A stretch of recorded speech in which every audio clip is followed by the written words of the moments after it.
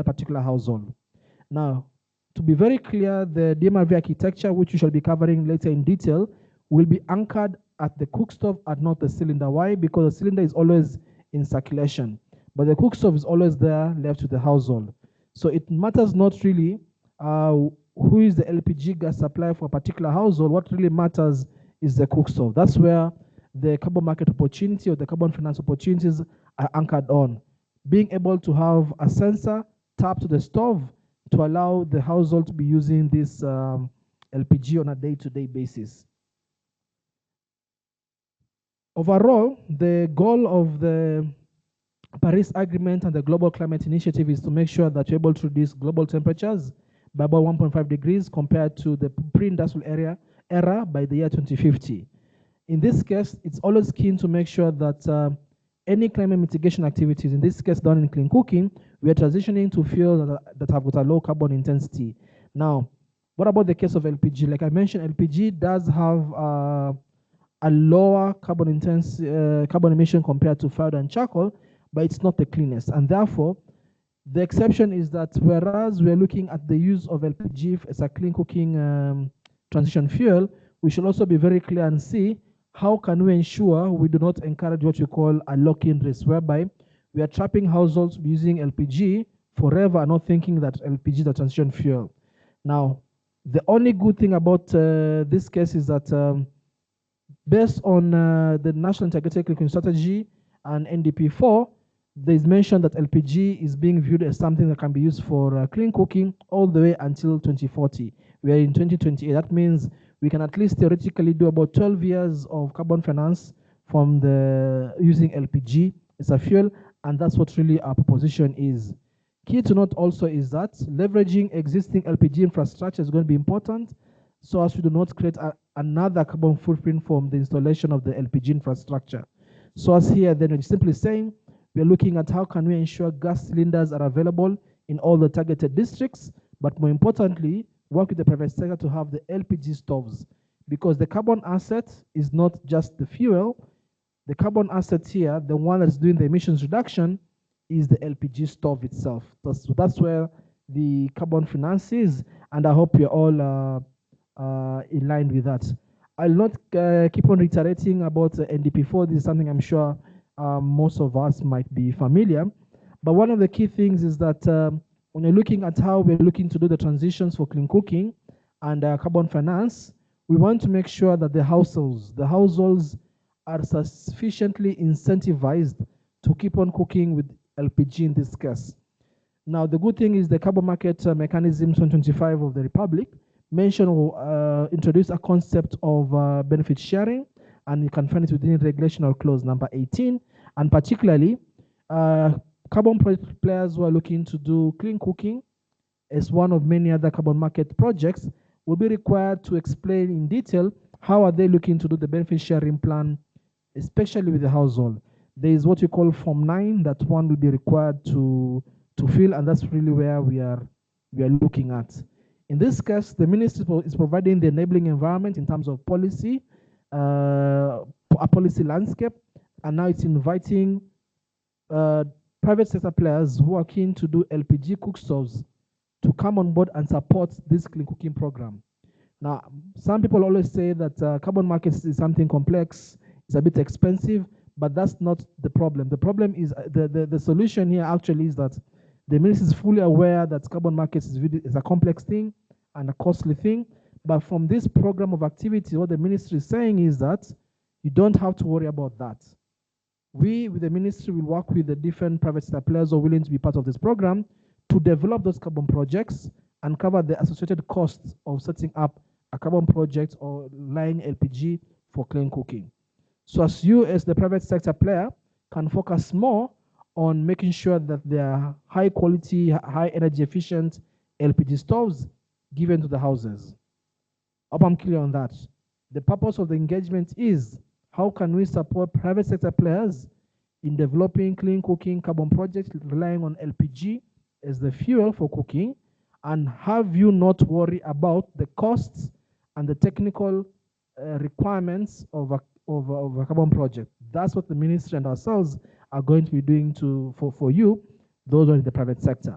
So we'll be doing what we call a voluntary project activity using LPG within the program of activities, and the ministry and ourselves will be supporting you in doing the technical bits of the carbon project. So as for the private sector suppliers in LPG, of LPG stoves and fuel, can focus on ensuring as many houses are transitioned from the use of charcoal and firewood into the use of LPG. That is what we are really trying to suggest here, and we hope that it's something that we can all be part of.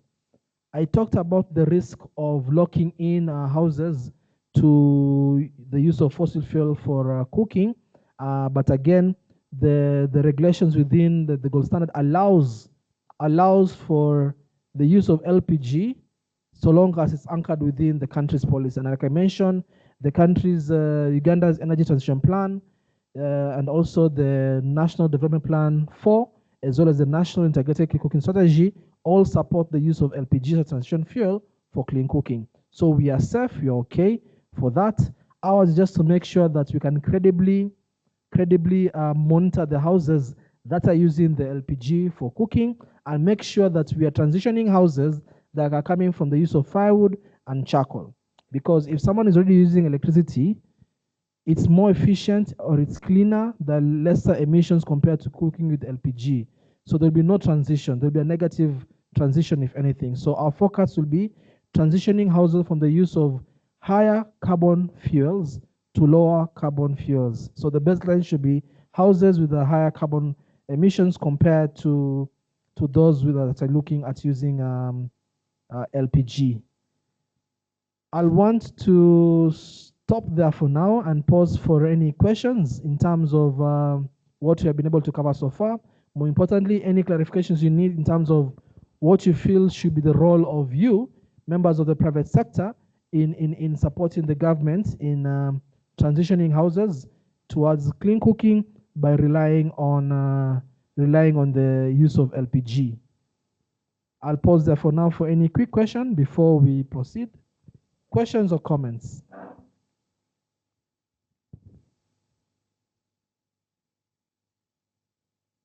Are we all together? Any comments? Does the idea make sense, or are we not doing much to support clean cooking?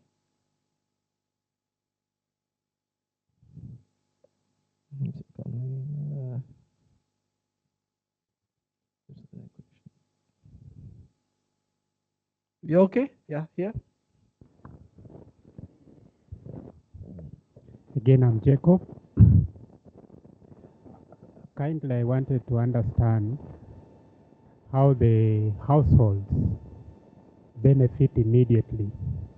Most of them, of course, the bigger goal is carbon reductions, but in the field, sometimes when we are there, because I also work with a company which deals in carbon credits, most of them, they don't look at the bigger picture. Say, how do I benefit personally or my family in this project? Maybe you could highlight more on that. Thank you. So, because we're looking at clean cooking from a carbon finance angle, usually there are two ways we can have a household benefit. We can look at a household benefiting from the lens or the perspective of the cost of the transition. So, for example, depending on which part of the country you're targeting, some houses might not be able to move from a relatively inexpensive way of cooking, which is 3 stones and firewood, and now we're telling them, you now must be able to have an LPG cook stove and you must have a gas cylinder. Okay? Some might not have the finances, immediate finances to acquire those 2 assets to allow them to be cooking. So with carbon finance, there are a number of things we can do. Sometimes, depending on how we shall look at the financial model, we could say there's a case that can be made whereby carbon finance can be used to reduce the costs. For example, for the cook stove itself, the LPG cook stove. I don't know how much, what's the cost of LPG cook stoves here. Where I come from is about, the cheapest you can get is about $20 US. That's the cheapest LPG stove. I don't know about here. I'll be keen to learn on that. But one, the carbon finance can be used to reduce the costs of the LPG stove. That's number one. Number two, depending again with how the project can be designed, is that, remember, the household will require to keep on refueling and refilling the cylinders. So in other fuels, how we're also looking at carbon finance is part of the benefit sharing is whereby the carbon finance can be used to be given to the household to acquire the fuel for cooking, especially in the case of electricity. Now, depending on the partners we'll be working with, we can also do the financial model and see, do we give the benefits to the household by way of either reducing the cost of the stove or find a way within which part of their benefit sharing can be us providing them some bit of finance to refill the cylinder. Remember, we'll be having a digital monetary reporting verification system that allows us to know which household is part of the program and the daily consumption, even the monthly consumption. And depending on how sophisticated we want to be, we can actually literally know how much gas is left in the cylinder, depending on the kind of system we put. So depending on the company you're working with, and we'll be sitting down doing the technical design plus the financial modeling, we can see how do we ensure this benefit directly goes back to the household, either by reducing the cost of the apparatus, that is the cook stove, or ensuring we make the LPG more affordable with the subsidy, quote unquote, being paid for by the carbon finance. So that's how we are looking to design this project and making sure the community is getting the resource, the benefits directly. Yeah, but of course we are still open to other suggestions depending on maybe what you guys have been able to do as energy over the last couple of years in terms of benefit sharing. But that's some of the ideas we are having. You have in mind.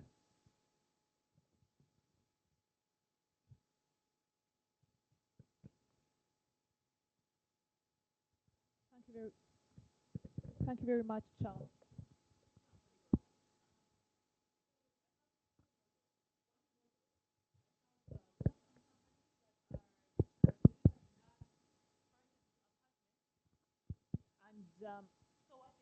bullet, which is like a one-time cylinder, right? And they are now working with landlords and they are piping the gas into the apartment. Then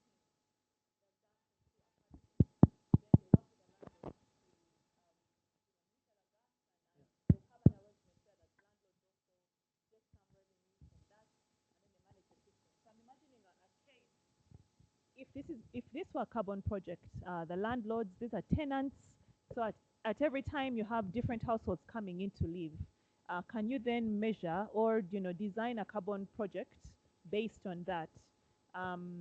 That's one. Two, we also have a case of commercial entities like restaurants.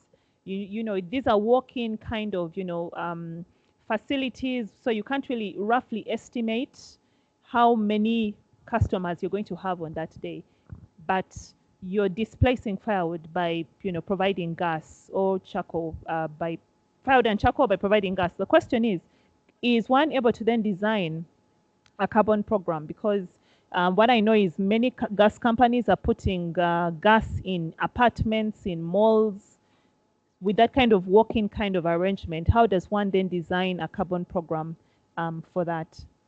Yeah, then my last question, since we are not so many, I feel like, yeah. What is the cost of, one, when we look around for these metered systems, especially the ones that sit on cylinders, we don't see them. I don't know if they are there for LPG, the meters. Can you put a meter on a cylinder? How do you meter the gas? Yeah, okay. Okay, so what I've seen is I haven't seen many of them. Yeah, so I don't know, are we too ahead of the market? Are we too advanced? And therefore, is there a need to go back and reinvest and redesign and develop technology that can support us to do the metering? Thank you. Thank you. Any other question or comments before I respond to those ones? Questions, comments? Okay. The first question on apartments, actually there's a use case model that's being tried out in back in Kenya, where the government is doing an affordable housing program. That is government putting in money, working private sector to construct high-rise flats like multi-flats, and a number of those houses are looking at coming equipped with clean cooking equipments. One of them being LPG, and then the same way a case of a bullet being put, let's say, within the compound, supplying the 100, 200, 300 apartments. So in that case, you can still do the carbon project. The way in which I'll think about doing the metering is at 2 points. One, it will be within the respective stoves in the apartment, and of course within the main bullet tank. The reason why I'll do both metering is to also see for the case if one is to make a case of seeing how to support the owner of the facilities, that's the residential manager, as well as support the household, then the more the frequency of them making sure people are cooking LPG will really be dependent on the residence manager keeping on asking the apartments, cook with LPG, cook with LPG.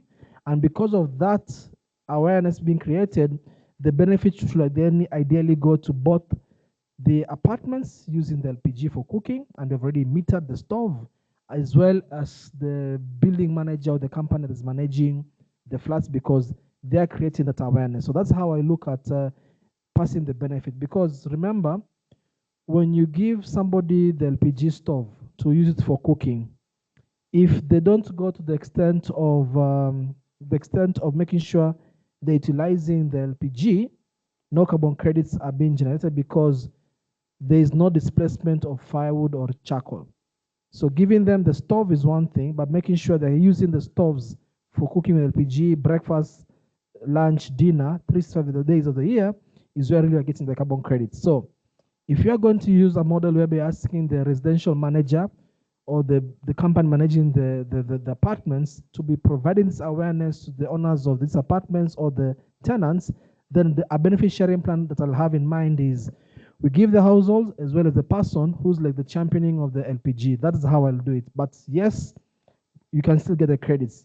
At the institutional level, besides schools, restaurants could potentially also get this. The only caveat is that a single restaurant doing a carbon project by itself will not make the cost benefit analysis will not be good, but we have to aggregate those restaurants. So we can look at it, how can we aggregate back home in Kenya, we say mamantilis, the shops where guys are cooking at the village level. So how can we aggregate such restaurants, the small restaurants, as well as big restaurants like a hotel like this? But as a standalone, it won't make sense, but when you aggregate, it's easy. And the beauty with aggregating is, again, it's very easy because there is now the digital monetary reporting verification systems. That takes me to the third question, are these meters available? From a carbon perspective, as you mentioned, there are very few projects, but the meters are there.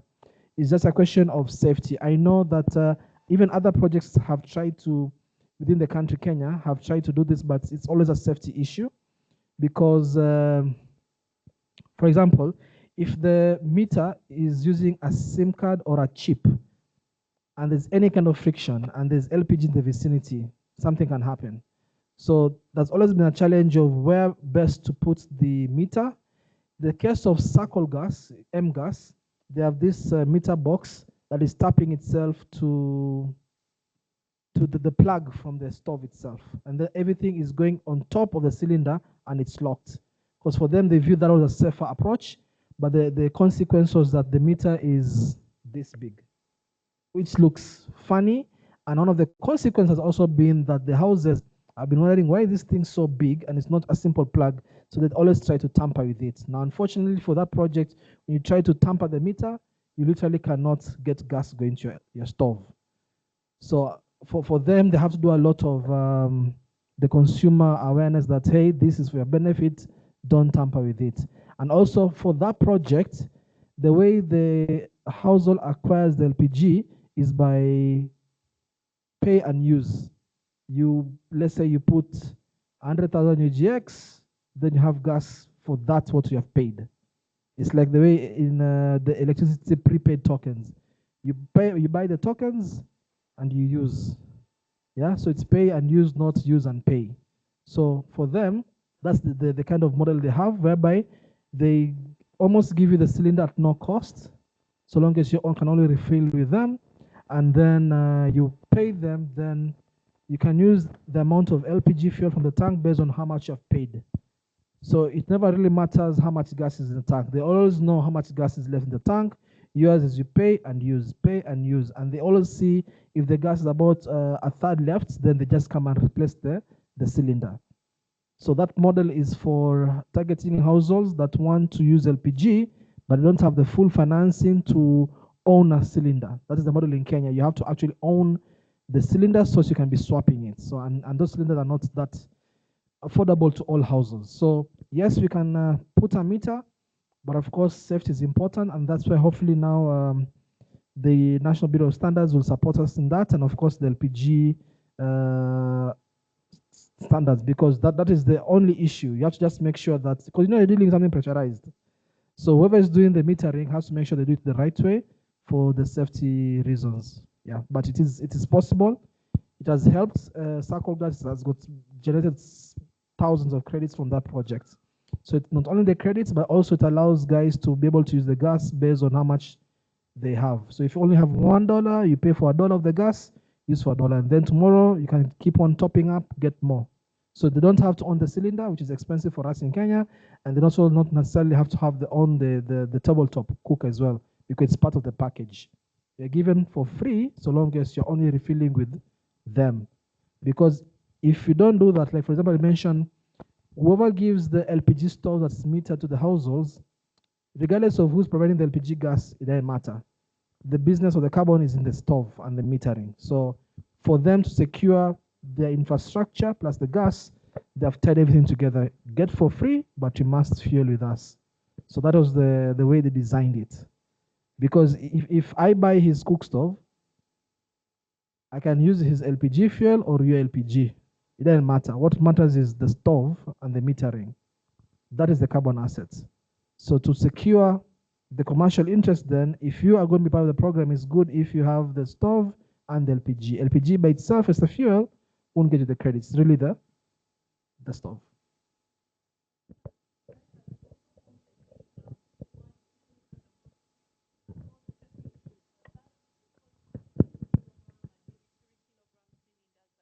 The burner affixed to the cylinder, and hence that was creating that issue. But then I imagine one, for instance, a 13 kg that is not really has a separate stove.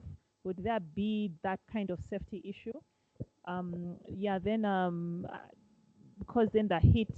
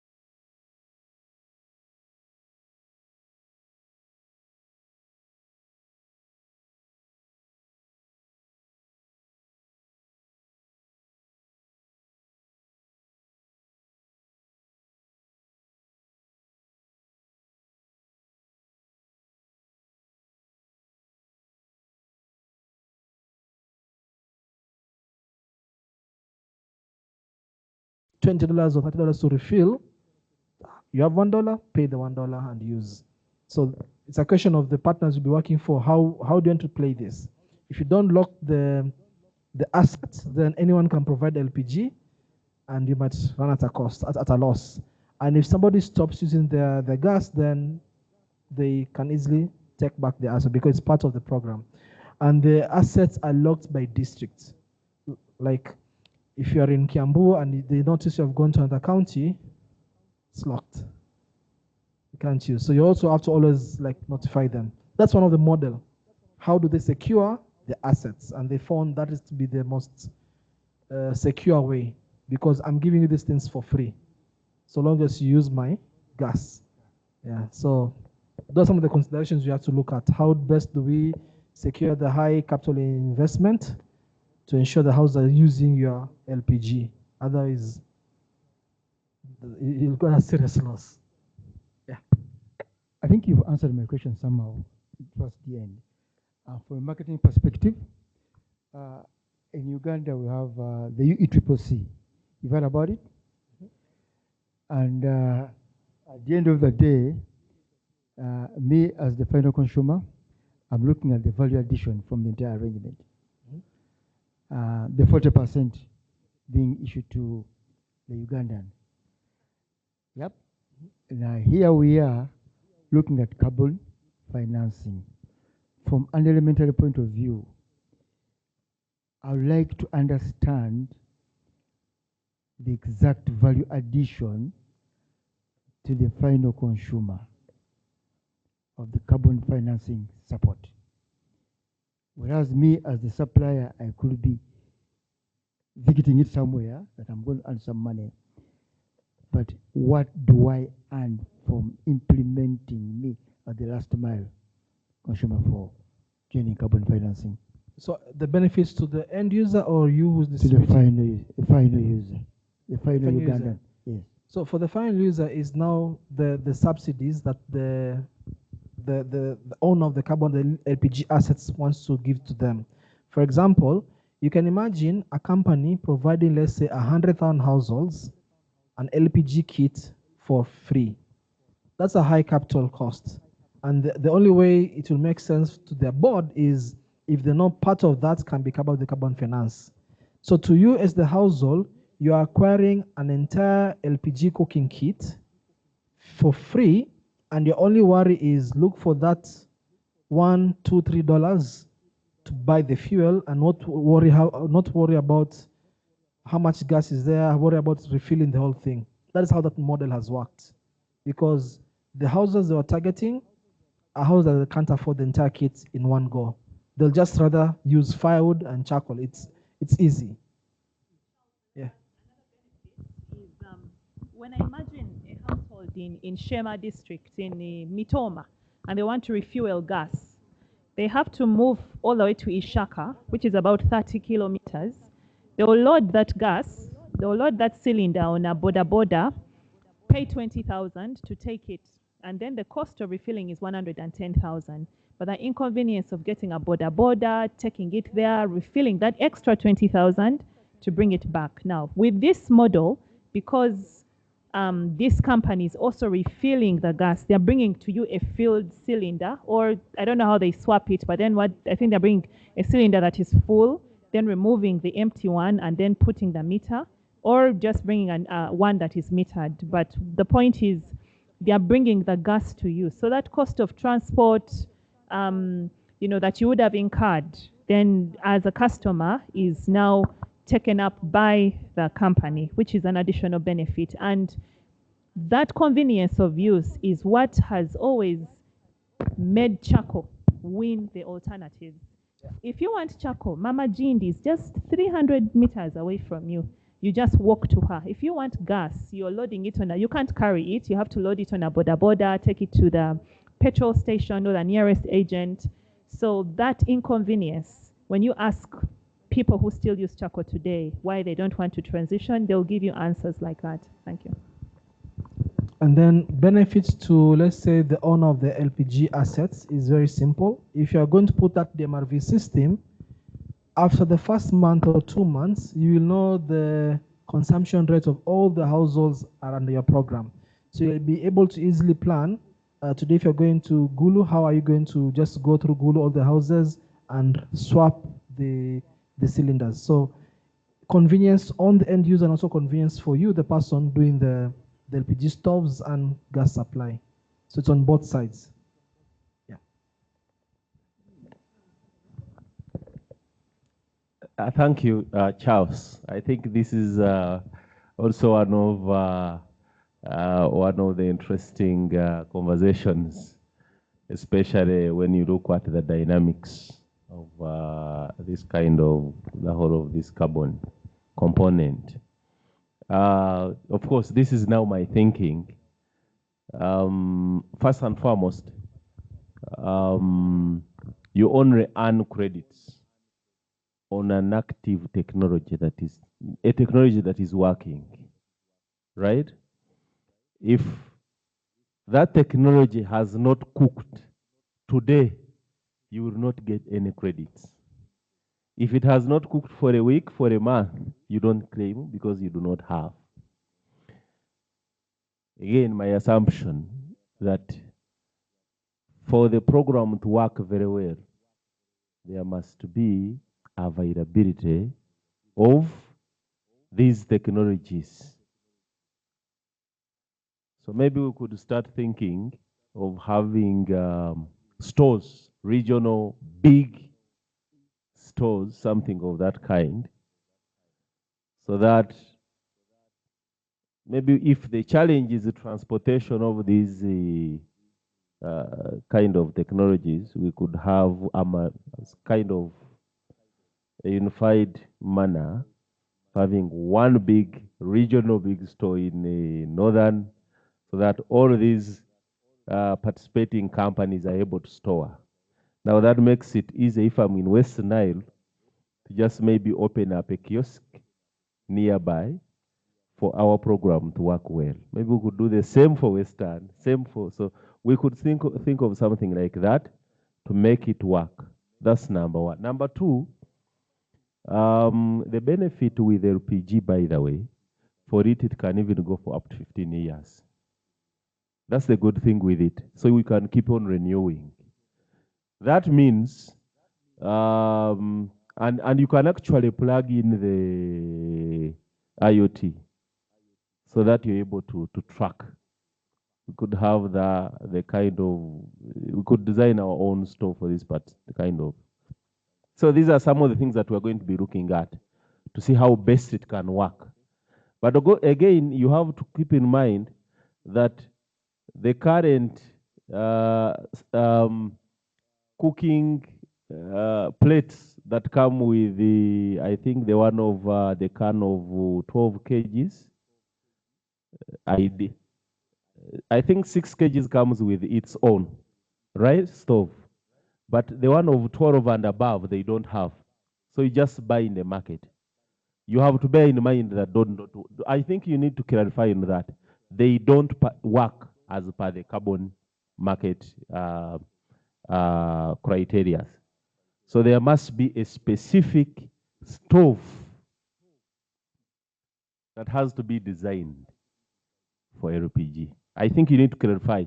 But from my own knowledge, these cannot participate. Maybe please clarify. Yeah, so one of the stumbling blocks to the current, like right now, if you go to any supermarket, you'll find an LPG stove cooker. It doesn't have a meter. So it will just be consuming LPG. We won't know by how much. You'll only notice how much it has consumed LPG once the cylinder goes dry. So that's why I talked about having a case of retrofitting. Do we put the meter at where the plug locks the pipe to the cylinder or not? So that retrofitting has to be redone. But remember, if you're simply going to be looking at this, the stove, the pipe, and then there's a plug, you put the meter there. If somebody simply removes the pipe, then if the household removes the pipe to remove the meter and to be doing its own way without accounting, that's a problem. So you have to rethink how the entire stove will be locked in such that the household cannot tamper it. That's why there's a small challenge with the current stoves we have. And now the need to redesign if you're looking at the carbon opportunity. The efficiency also has to be better because I don't know what's here in the market, but how the flame comes out of the burner influences the efficiency of cooking. And you have to make sure that the cooking is as efficient as possible. Now, there are two things. As a gas company, my interest will be use more gas. But if the household is using more gas unnecessarily, it ends up being unnecessarily expensive. So the efficiency has to be very high. So as for the same amount of food that they are able to cook when they're using charcoal, has to be cooked in less time or preferably less fuel when you're using LPG. So to be a trade-off. I'm not the gas engineer, but I know how the burner is designed, influences a lot of the flame economics, and influences the efficiency of the cooking. Comment? Yes, sorry I came late, but I'm picking up from the discussion which is ongoing. Maybe I want to disorganize you a bit because you're saying that for an LPG company to benefit from the carbon financing, they must go smart meter basically, so that it's trackable. Okay, I know this whole carbon financing journey. The little I know about it is that before you submit a request for payment, so to say, plainly, there is always a verification agency which comes on the ground and verifies that what you have claimed to be genuine. Okay, and then whoever the carbon financing agency worldwide and what has appointed them and trusts what they say. Okay, so one,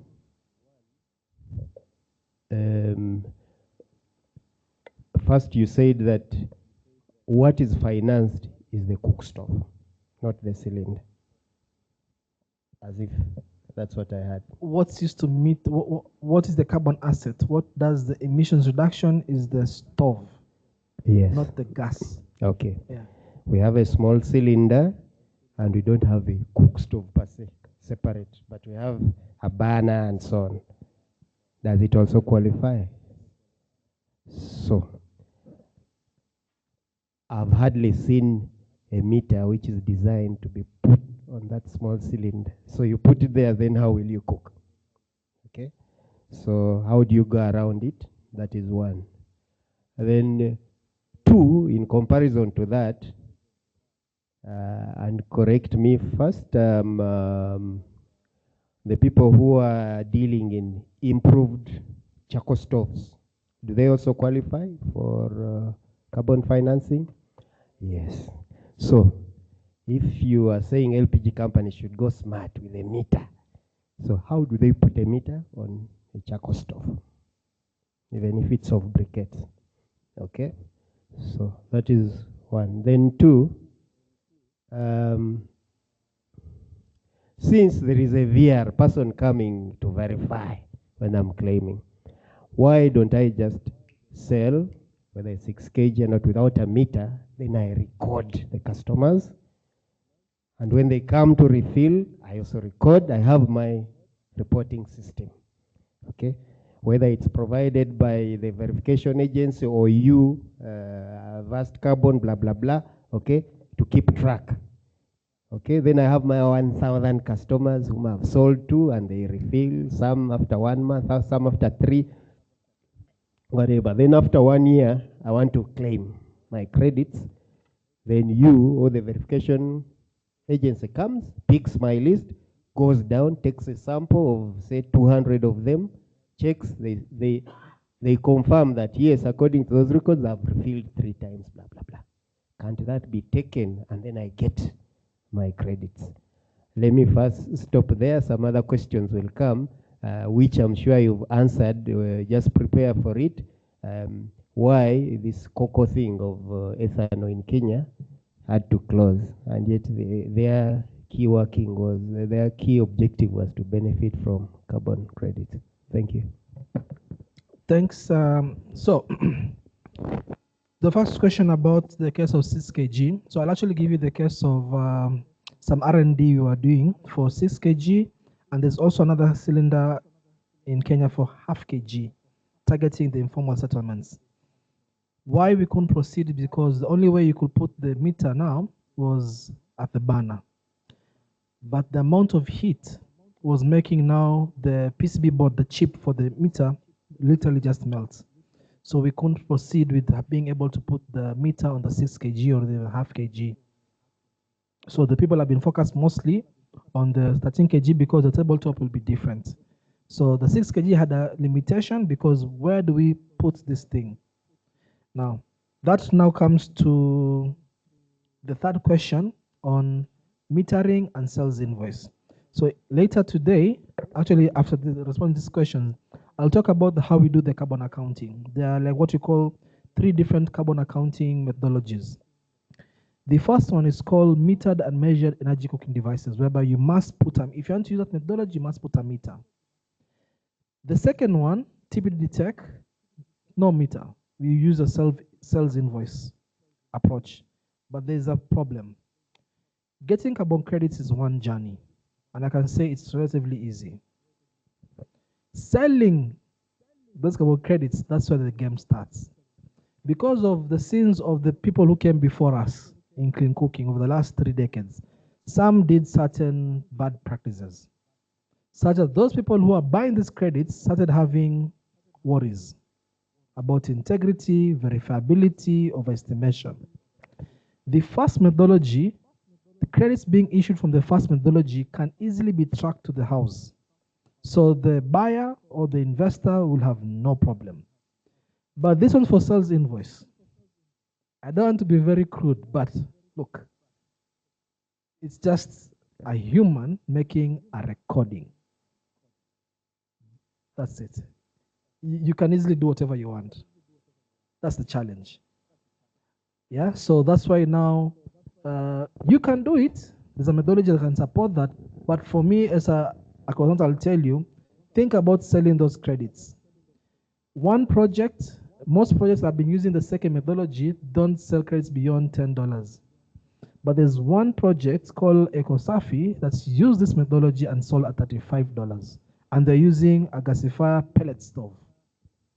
So it's a question of pick your struggle. If you're looking at down the line premium price from people who are willing to pay the extra dollars for the credits, stick the first methodology to require you to think about the metering.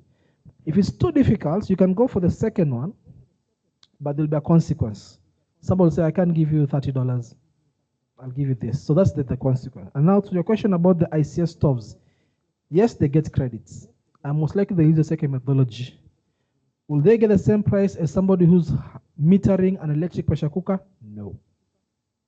Because you're estimating your baseline, you're estimating the amount of emissions reduction, and in fact, it was from the issues of improved cookstove credits that all these problems of integrity were now brought to the fore. So you can use the sales invoice approach, but there'll be a consequence. The consequence will be you'll not be able to get the high price that you'll envisage because, guys, verifiability.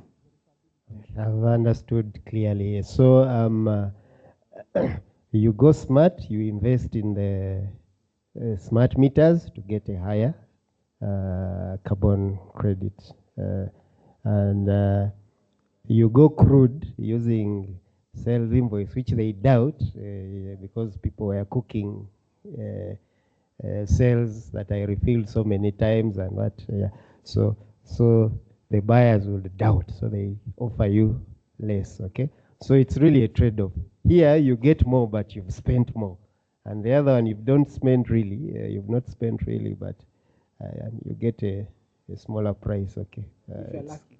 If you I'll give you an example. I won't mention the company, but there's a utility company from where I come from. They generated credits as far back as 2015. It's now almost 10 years later. They've not been able to sell them for one reason or the other. So getting credit don't mean there's somebody just willing to buy your credits, huh? Especially if they're question marks. Okay, we shall listen to the third one. Maybe Yeah. it's a balance between the two. But what I know is the ministry is keen on high integrity carbon projects, and that's what the ministry is saying. We'll support you in the technical designs and of course the selling. But the reality is, if you want premium price, you have to provide premium services. I like to use the example of these suits will have different price, different markets within Kampala, and that's the reality. Yeah, so that is what I really want us to be mindful of. And then the last question about the company that had a problem in back home, that's to do with what you call eligible projects for compliance market credits.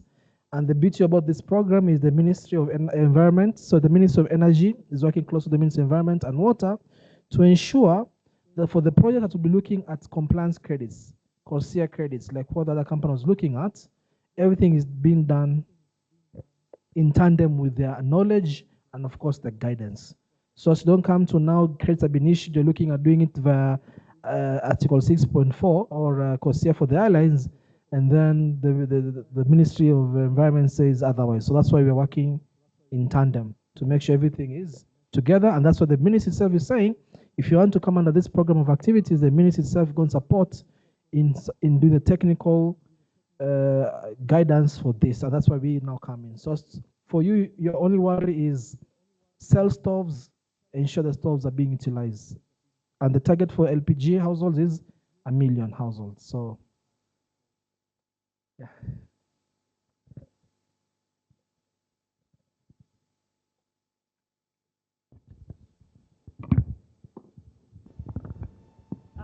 Thank you very much. I just wanted to note that one of the things we might potentially look at, I know we've started that discussion even on electric, is how we can then standardize that metering system.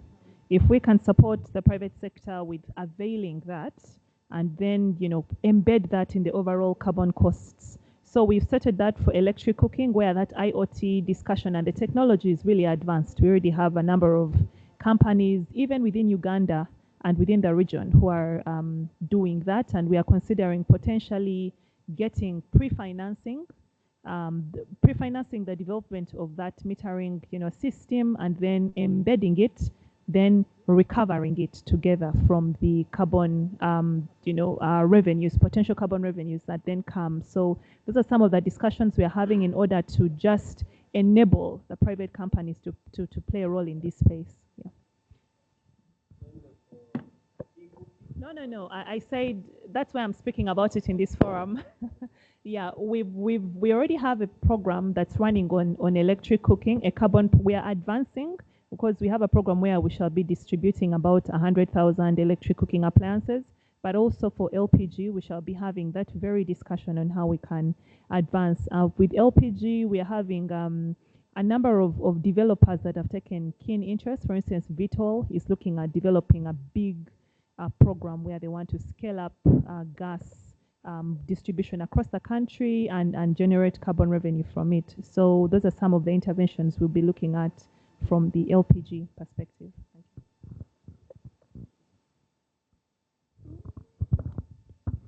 you. I think we are putting so much focus on the meters, and of course the big question is now suffering on the aspect of the small consumer, the small cylinder. With the bulk, with the 45 moles, 13, we can quickly win that using the setup aspect. When it comes to those small cylinders, maybe you might want to look at the aspect of a composite cylinder. Yeah, a composite cylinder which is a little bit translucent, and then you just have to keep on. It's called what? It has got an index. What do you call that? It has got. You can tell the level of the liquid inside. Yeah. Then because LPG is a liquid. Yeah. Then you calculate the carbon financing based on the level as it goes down. Because once you take it off, it is full. Okay? As you consume, the level is going down. So at the point of claiming, it's a difference. And then you're in the game. Otherwise, getting a meter onto a 6 kg stove, which is coming in, you're compromising safety and awareness. Thank you. Thanks for that. Actually, that's the kind of let me say design thinking sessions you'll be requiring, especially for the companies who will be coming for support in the LPG sector, because from where I come from as well, there are more houses looking at the 6 kg than 13 kg. That is the reality, and actually those are the ones that you really need to focus on transition. Okay, the suggestion you gave is interesting. Another one will be, for example, let's say it's your company, and we have a clear register that shows the single cylinders operating within, let's say Kampala district, for example. I'm sure you have a robust system of checking which cylinders are coming in by serial number, which ones are being refilled and then sent out. If you can develop an MRV system that can easily track that consumption, like on a near daily basis, we might come to the level of accuracy required to assess how many cylinders have been consumed on a month-by-month basis and by which household. It might require extra tedious recording of information, but for me, the key thing will be you don't want somebody doubting the verifiability of your cells. So how do we have such a system that you can track those 6 kgs going to the households and coming back for refilling? That will be able to allow us unlock the bigger market opportunity. Okay, and yeah, so that's the kind of thinking I'm looking at. And if you're interested, company, please make sure you see the minister. Charles, you know, colleagues, this is business for us, and in fact, this triggers a discussion on innovation. We must sit now together. You get? How do we meter a 6 kg without tampering with any other aspect of safety? What should be done? You get? Actually, we should focus. LPGs with this, we need to think through together. So let it be homework for each and everyone here. Can we go and think through how best, because it's a big opportunity for us, that for it, you don't have to worry, you want after sales service, you know, you're worried of spoilage rates, maybe after certain years, you're just refilling for a very, actually long period of time. So we need to, I think, create another session together after this. We all think through how best can we, because 6 kg is a hot cake everywhere. It's 3 kg. So we need to think through and see how best can we meter it without tampering the safety. We don't want to lose that kind of business together. Thank you.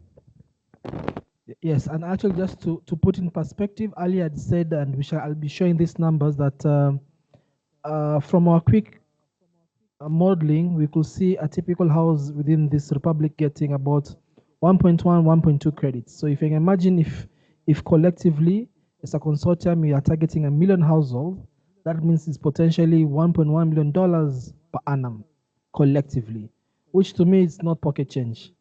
Considering you have still sold LPG and been paid for it, now this is an additional income to something that you're already doing. That's why I'm saying the opportunity really is massive.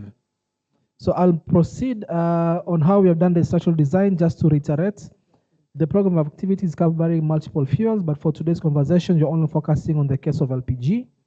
And there are different methodologies we'll be using from a carbon accounting perspective. I spoke, the first one's about requiring us to put a meter to provide that layer of integrity.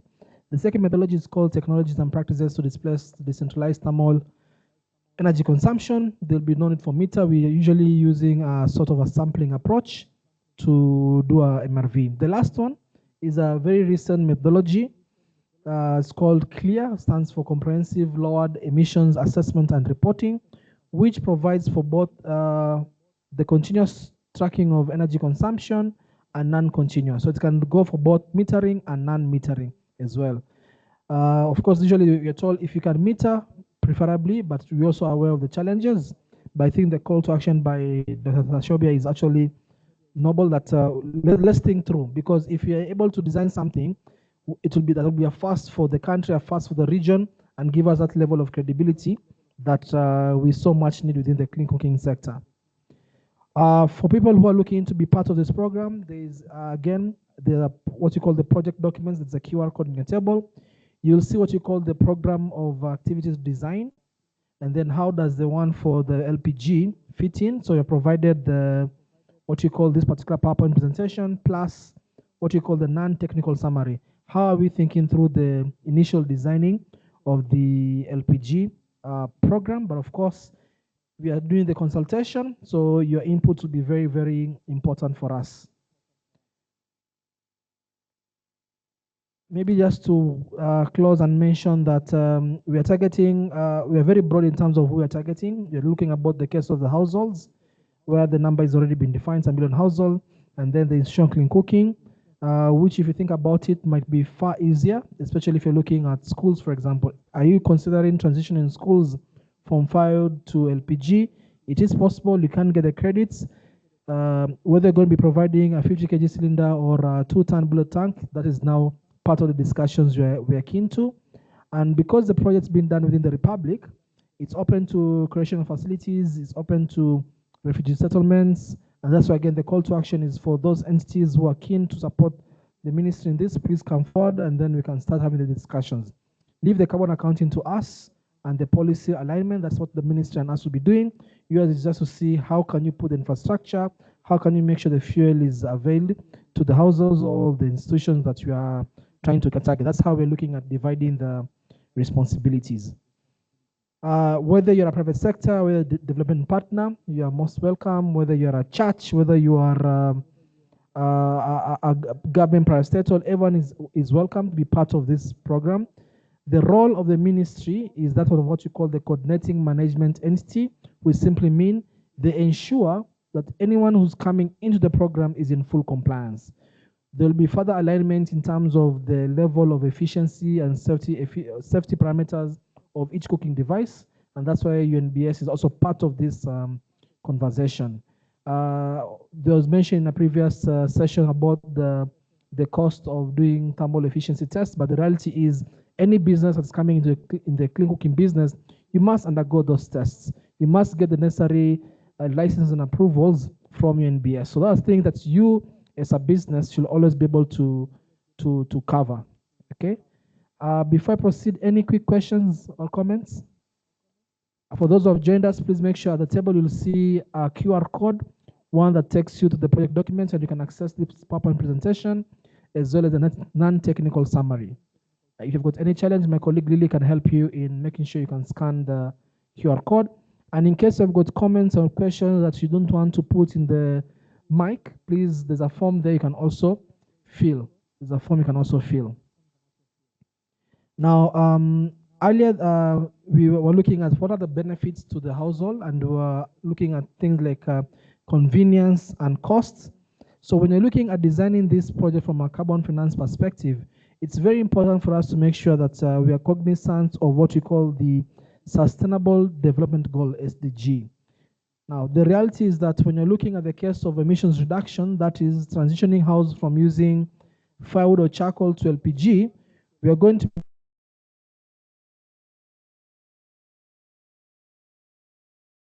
13, which is on climate action. Okay, and I'm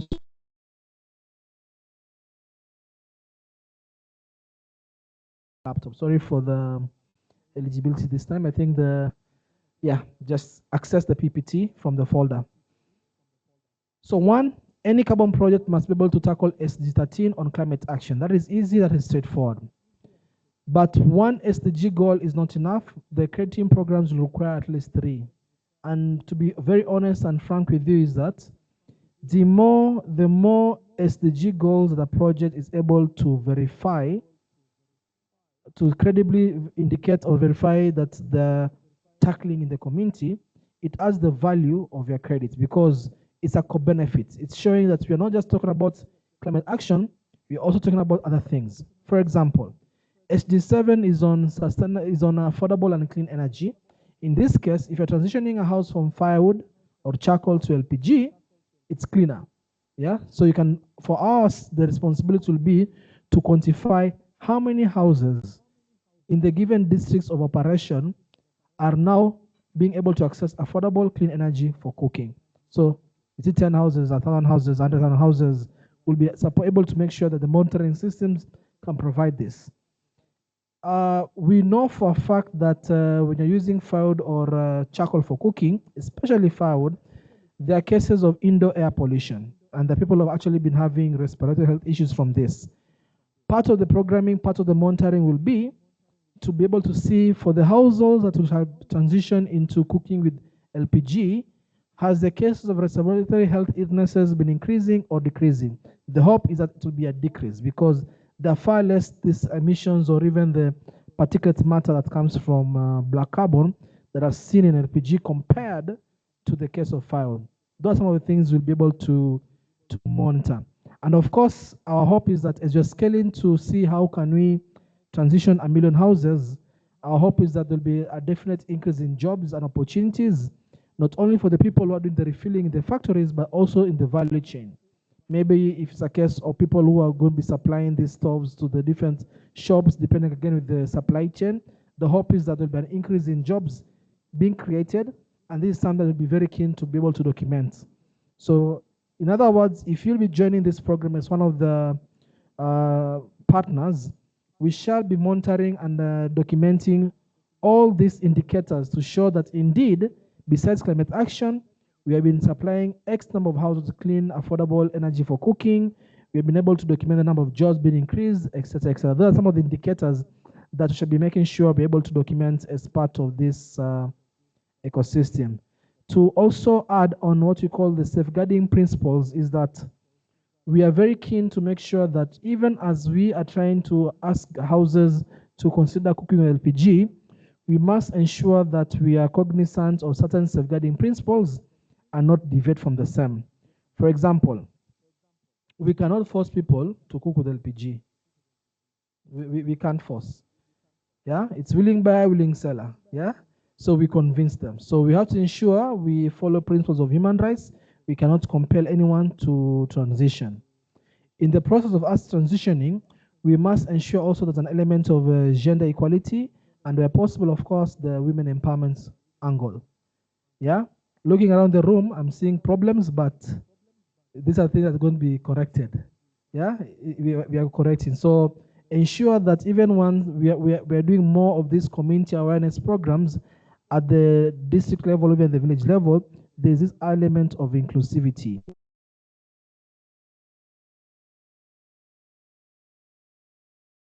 So providing cylinders to the houses or bullet tanks for a particular village to use, the element of safety has to be there. And safety can only be guaranteed by making sure enough tests are done, enough licenses are secured to ensure we can always make sure the community that you are suggesting to go into cooking with LPG, their health and safety is always going to be our priority. And that's part of the reason why even the ministry, being the coordinating management entity or CME, will ensure that particular point is adhered to. If you're looking to be part of the suppliers or the people, the partners, all these documentations must be ready. Or if they're not ready, you must be ready to ensure you can get them, because the ministry will only work with people who are ready to provide these fuels in a safe and transparent manner.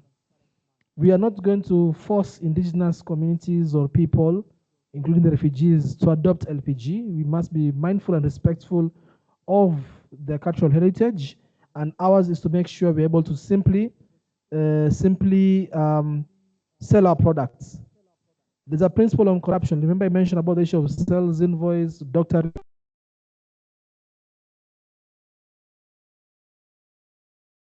I'll be very honest with you.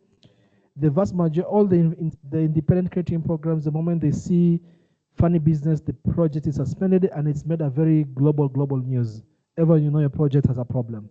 And within the carbon registry, there'll be a notice that indicates that this project has been put on hold because of this and that reason. So that's the last thing you want, especially for your investors. So please make sure that principles of corruption are also adhered to at all points in time. Being able to document the economic impact will also be very important. For example, has cooking with LPG reduced the cost of preparing meals for restaurants, for example? any of these attributes, the kind of attributes you want. When you're doing a carbon project, everything should be net positive. Be it jobs creation, be it emissions reduction, everything should be on the positive side.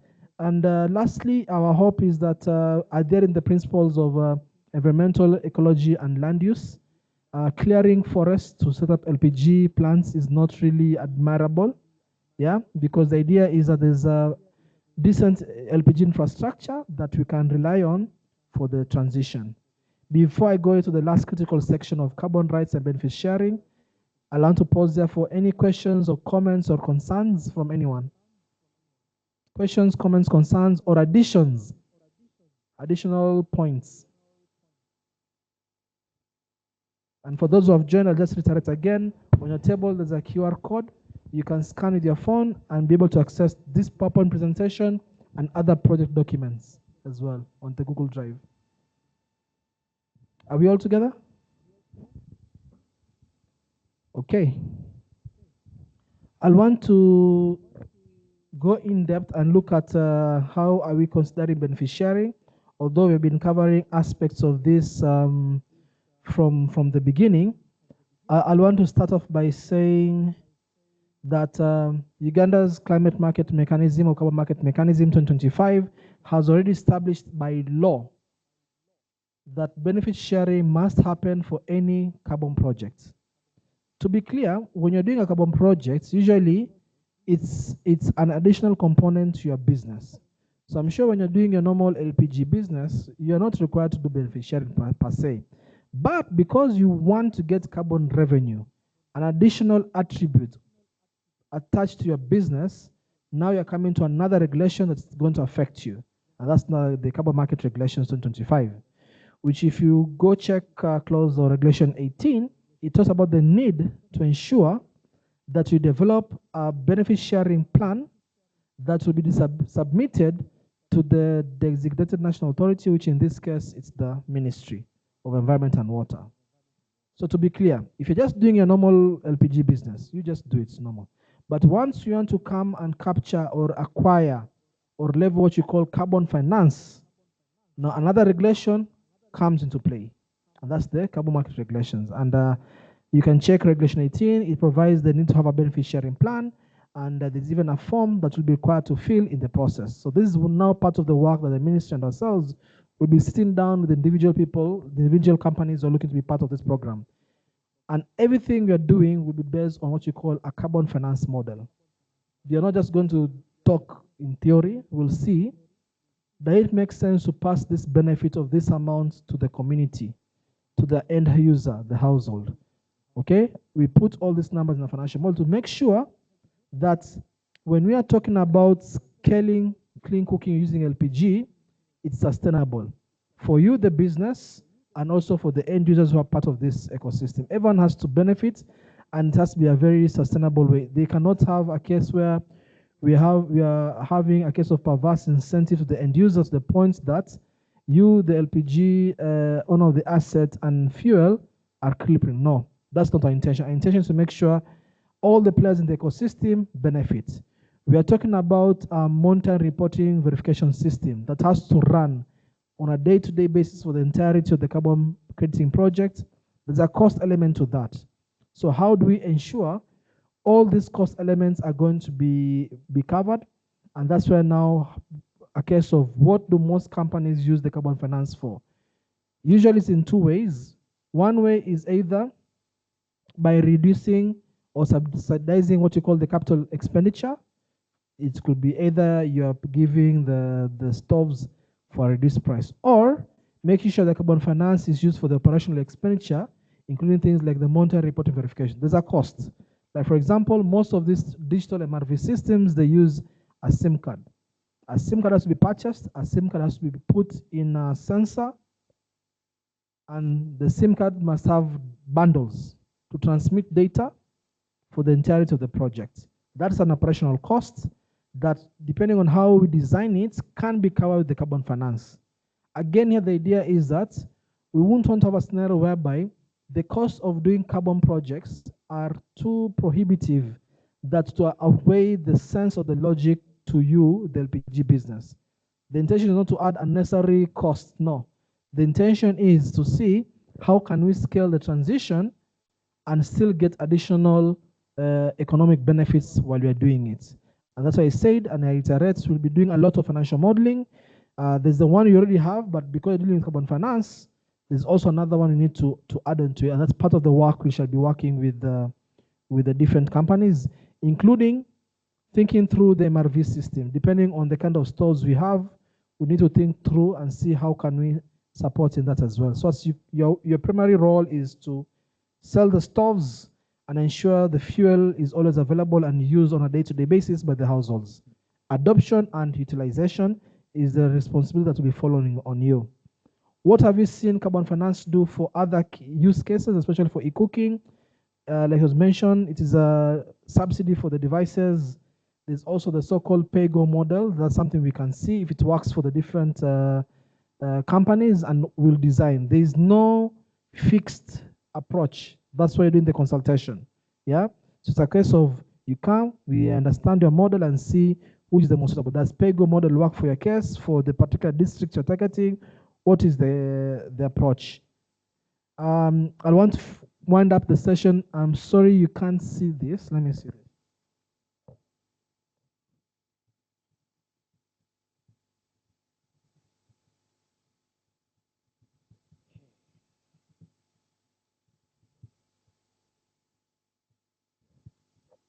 Okay, I've tried to zoom a bit. Now, remember at some point I told you, again, this table, this slide is in the PPT. It's in the PPT in the folder I've mentioned. At the beginning, I mentioned there are like 3 different methodologies. But the reality is this, the 3 different methodologies have got different kinds of approach to calculating the carbon credits. You might have one stove that gives you different amount of credits across the 3 methodologies because of different restrictions or circumstances of how the formula has been built. We took a case of a stove of about 55% efficiency for a household, and we're trying just to see for the same baseline how many credits could be generated, and of course this will depend on a case-by-case basis. This was just for purely demonstrative purposes, and we looked at what is the baseline based on the parameters we are looking at, and what will be the net carbon credits. And for clarity, for every 1 ton of greenhouse gas that you reduce, you're getting 1 carbon credit. It's a 1-to-1 ratio. So in our case here, we looked at how many credits could one household get across the different methodologies. Not to influence decision, but to just give the reality that one stove might give you different outputs because of how the formulas have been designed. What is common across all methodologies is that previously we never used to account for the emissions for the manufacturing of the stove. We never used to account for the emissions of transporting the fuel to the households. But because of alignment and realignment of the methodologies in clean cooking, the industry said, in as much as you're reducing the emissions from the cooking activities using firewood or charcoal, there's need to also account for the emissions for the manufacture of the stove and the emissions on account of transportation of the fuel. So there's something called the embodied emission that if you don't know from the manufacturer, there's a default value we calculate. At the same time, the activity emissions is how many emissions are a consequence of your stove. Now, technically speaking, the more efficient your stove is, it means it's going to use less of the fuel and therefore less of the emissions from the stove. So minimum amount of emission is usually 40%.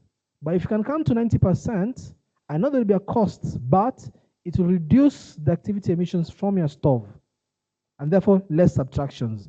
These activity emissions were for a stove of 55% efficiency. I'm sure if it was 90%, the amount of emissions would be far less because it means your stove is able to cook more efficiently. That means the food will get prepared in lesser time and therefore lesser fuels. Lesser fuels burnt, less emissions emitted. That's the simple physics that we think in cooking.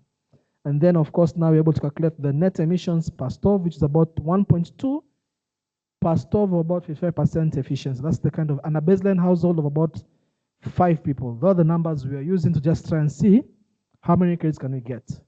But of course, now when you come with your stove as a company, we shall look at the thermal efficiency report and then start doing the calculations and tell you your stove for a household of like 5 people based on the baseline you're using, this is the number of credits you can generate. And then we put that and the capex, the OPEX of your stove into a carbon finance model, and we run the numbers. Yes. You said the estimates you're talking about, we should just show crediting. So that is 1.2 tons. Is it tons? Yeah. So that is one household per annum. Okay, it's generous. Thank you. Yeah, because a 13 kilo cylinder, within a year, it wouldn't generate one ton. The actual consumption for a household of 5, a 13 kilo wouldn't. Oh. Here, we are looking at the emissions from the fuel. Yeah? From the fuel, the emissions, not the actual fuel itself. How we do it is we simply take the activity data in terms of, for example, if I want to calculate the emissions from a diesel car, how much diesel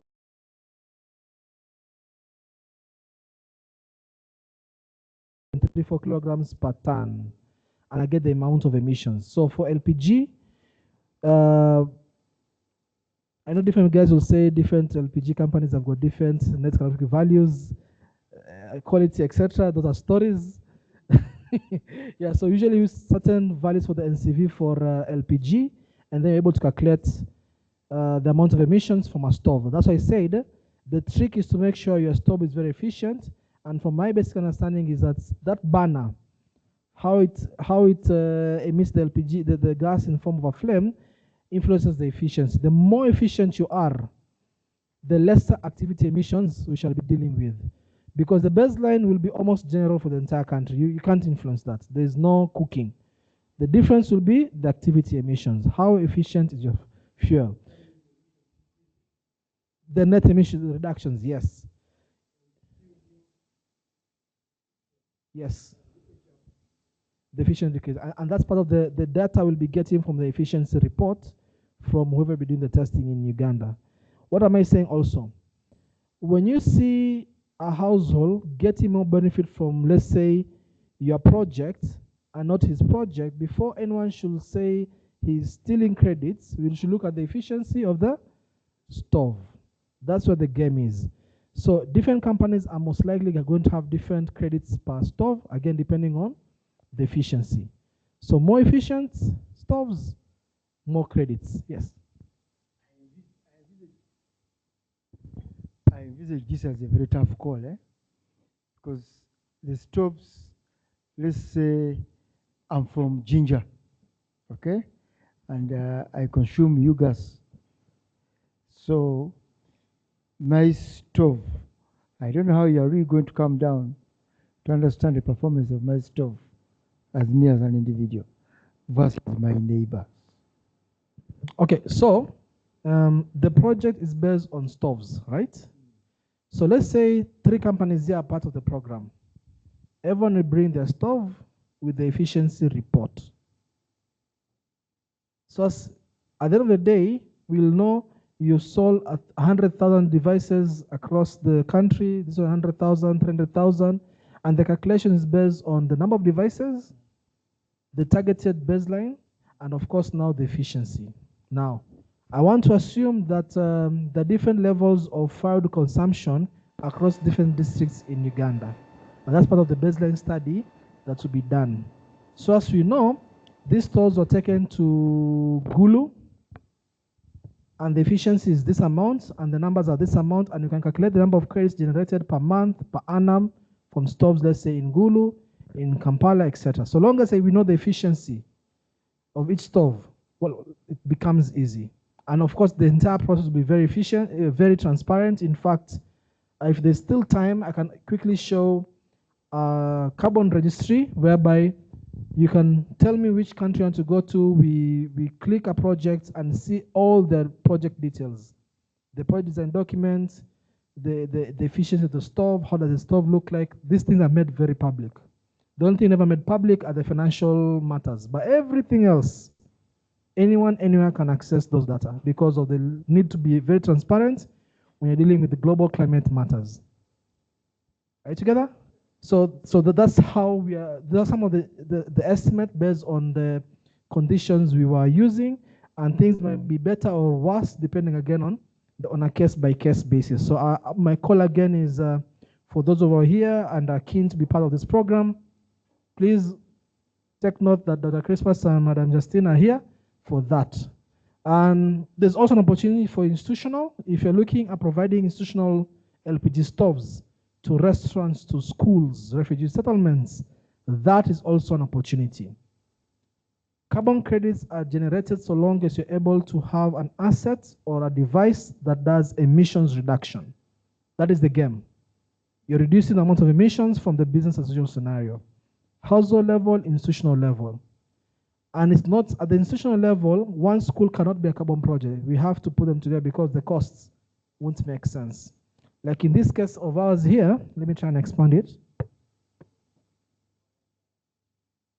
In our case, we are looking at a school of 200 learners, 2 meals a day, 260 days of the year. How many credits you're looking at? This particular stove generating about 24 let's say 24, 25 credits per annum. A school of 200 learners, 2 meals a day, 260 days. Efficiency of 50%.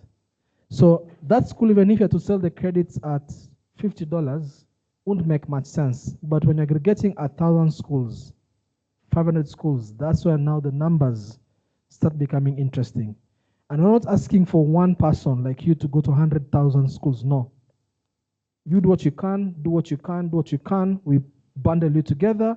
Then, of course, because we have a very nice DMRV system, we know your contribution, your contribution, your contribution, everyone gets their due share. That's the plan. Yeah, and of course, the ministry and ourselves, we handle the whole carbon accounting, but of course, technical capacity will be provided to the companies that are coming on board. This is a stakeholder consultation. I will not go into the numbers, but for the companies who will be coming on board, and those who will be interested, we'll have a workshop now. We're looking at how do we put a monitoring system, how do the calculations, etc. Because I will not be there. It is you who knows where you've taken your stoves to. You'll be doing the installations, etc. So you'll be trained on how to make sure those monitoring reporting systems are installed, and then we work together for the accounting. Okay? So opportunities are there. We just need to see how we can leverage. Before I have the last session on monitoring, any questions, additions? Are there any companies who are convinced about this joining the ministry? Or I'm preaching? I'm simply, yes, go ahead. Okay, thank you very much. Most people do use LPG for quick meals, and then charcoal firewood for longer cooking. And then looking at the design of the POA, how are we going to avoid double counting in the context of an household being provided an LPG as well as a modern cook stove, or else even clean cooking itself? Because in the real life scenario, there could be cases of households who are beneficiaries of all that. So how will that be managed? Then the other question that I do have is about hybrid systems. I've seen the design of the POA doesn't consider that as well. But then when you look at what happens in the real marketplace, you get to find out that there could be developers who have hybrid systems. So how does this incorporate that in it as well? Then my other question is about sustainability of the LPG value chain. Just because LPG is distribution constrained, not demand constrained. The reason why I say that is because most people do use firewood and charcoal or even electricity just because of the easy access that they have to it. But now when it comes to LPG, you find out that most people get to adopt it. After adopting it, over time, they don't get to use it just because of that aspect of them not having distributors in their neighborhoods who can be able to provide them this LPG. So it makes it a little bit difficult for them to have long-term use of that. Then the other question that I also do have is about I think about financing itself, because now when you look at most of these different value chains, for example, when you look at biomass and when you look at briquettes and pellets, most of them are locally like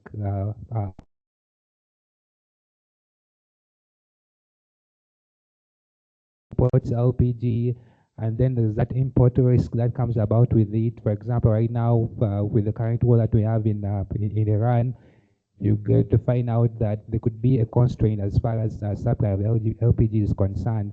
So at the end of the day, it ends up affecting the final consumers, the people who get to use them.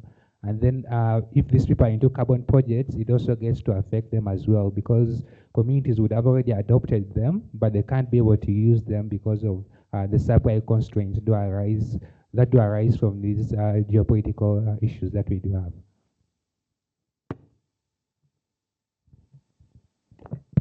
Okay, thank you.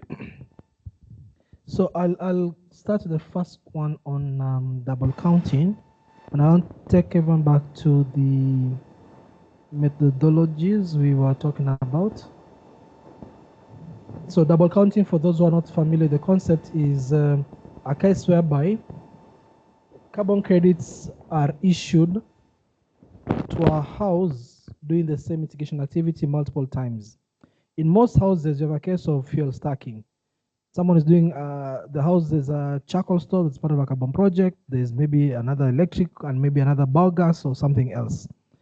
So double counting will be whereby the 4 different stoves having 4 different fuels from 4 different projects, each claiming the same house is using their stove thrice a day, 365 days a year.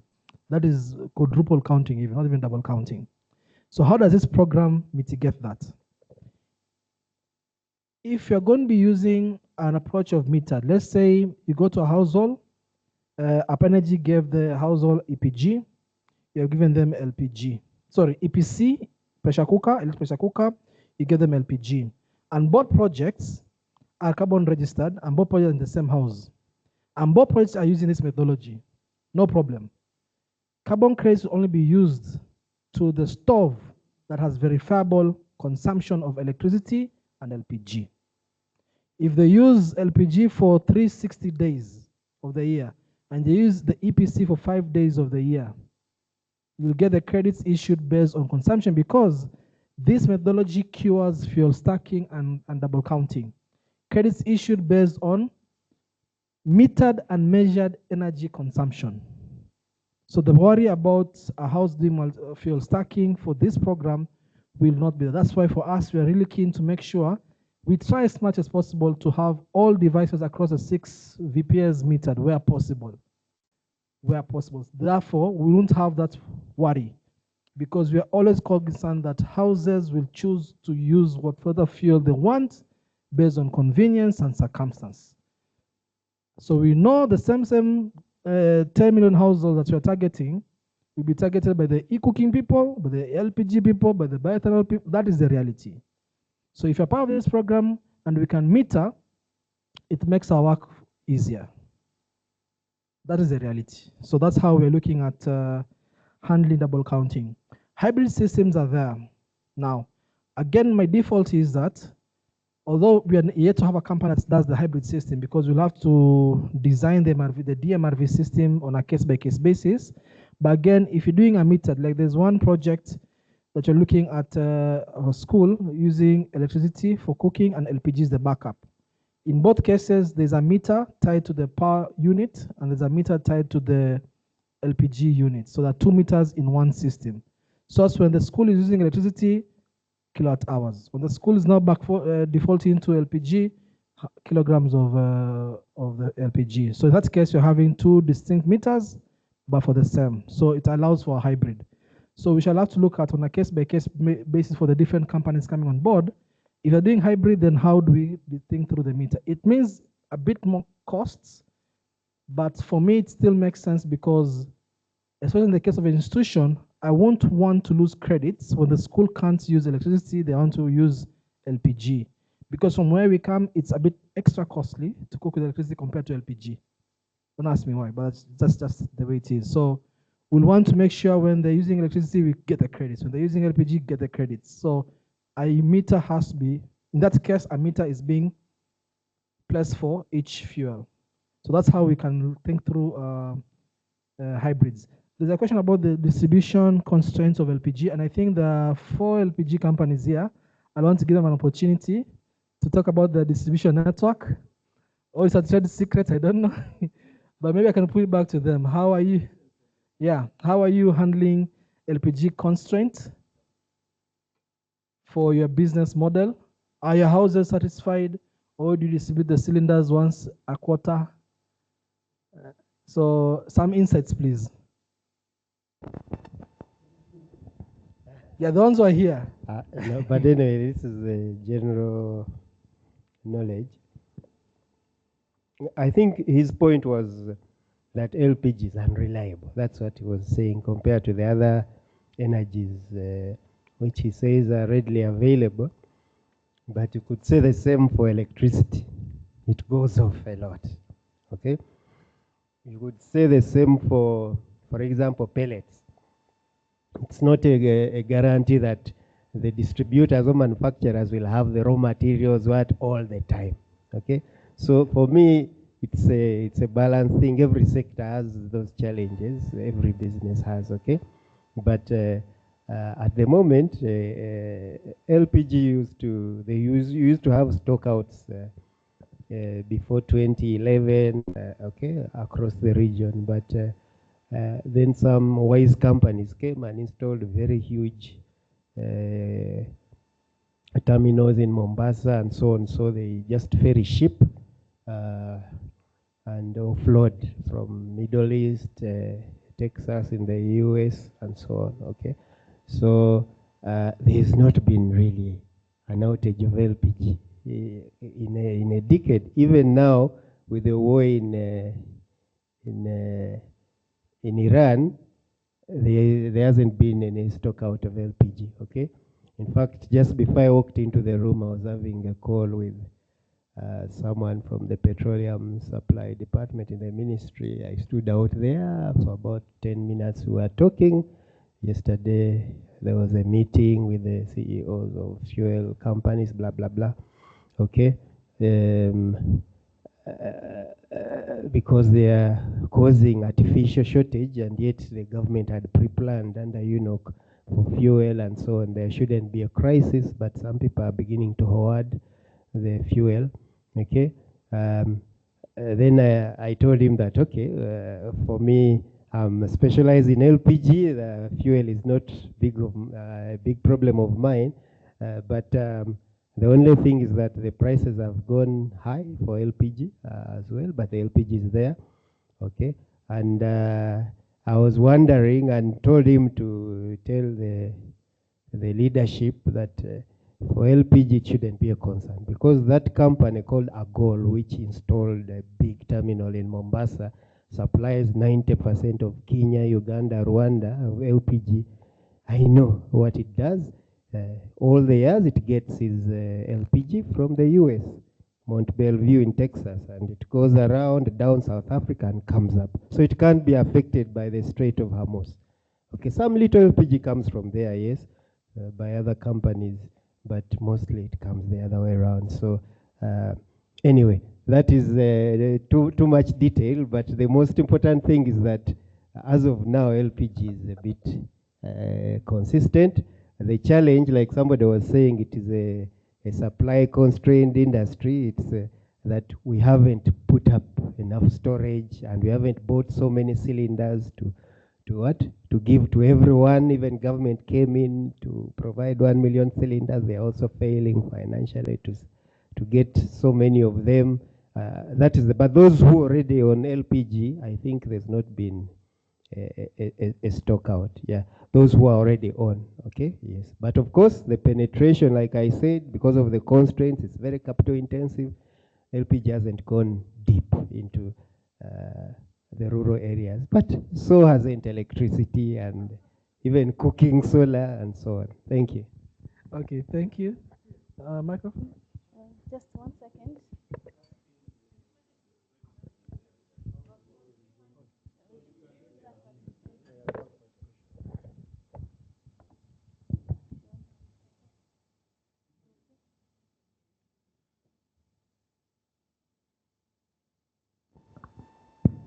Yeah, thank you so much, Emmanuel, for those submissions. I just wanted to note, I think that's one of the primary reasons as to why we are taking an integrated approach. Again, recognizing that these supply chain challenges, these international aspects that might affect supply from time to time, the need to do, to penetrate and ensure that we have last mile distribution especially for these new alternative fuels to charcoal and firewood is very important. But also just to note, I know you're aware that we have upstream activities that are happening, including the proposed production of our first gas this year coming from 𝘕𝗋𝘕. So it's hopefully one of the first, petroleum products that will be released, launched this year in July. I wonder how then does that create some level of assurance for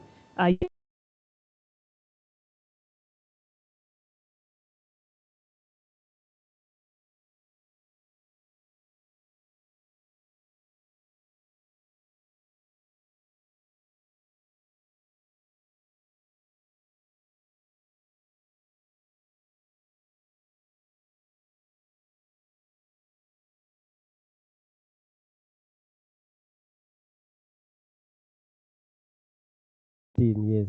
So maybe for the person who raised that issue and everyone else, definitely we are going to have some LPG from our local production. Of course, the target of when the production starts has always been moving. It's now been July, but it will move. But I believe by all means, by next year, production would have started and there will be some LPG. For the start, it will be little. The one which comes direct from the ground and just separated with the oil, it's a bit little. But then when the refiner eventually comes on board, when they take the crude there and they do refining, much more LPG is produced. So maybe we are going to have some little relief locally, not that much. Maybe it may, initially it may almost, okay. It may contribute like just 20% or 25% of the LPG volumes being consumed. But when the refinery comes on board, it can potentially supply the entire demand, at least if you project for the next 5 to 8 years, let's say. Yeah. So it will definitely provide more stability of supply. The challenge is the companies to invest deeper into the rural hemisphere, so to say. And also maybe we shall get back to the ministry, to Justine, about, like she said, some people who are financing or proposing to finance electric pressure cookers without metering. If we can have one for LPG as well, that kind of financing, and you can put conditions that it will target LPG consumers who are in the rural areas. Okay, then it would drive us there.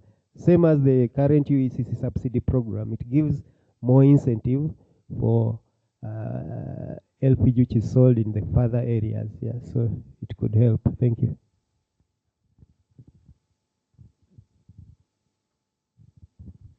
Yeah, thank you. Mine is just a simple one. I think I was so, first of all, I'm Ivan Momoza. I work with Power Plus. And we're so in clean cooking and what, but we're exploiting to see that we can explore also carbon market, and we start to tap into it. But my question is about carbon financing model. How sustainable can we go on with this? I think I need you to give me some highlights into this matter. And also, do school-based tree planting also count when it comes to carbon financing model? and how can you actually minimize the usage. And also maybe the last thing could be, what are the MRV that these school-based tree planting model, can they actually handle this? The MRVs, can they try to handle that? And also, what could be the minimum maybe project size or carbon dioxide tonnage needed to access this carbon financing in that case? And then lastly, what are the land ownership and usage rights that one must actually prove before starting? Thank you.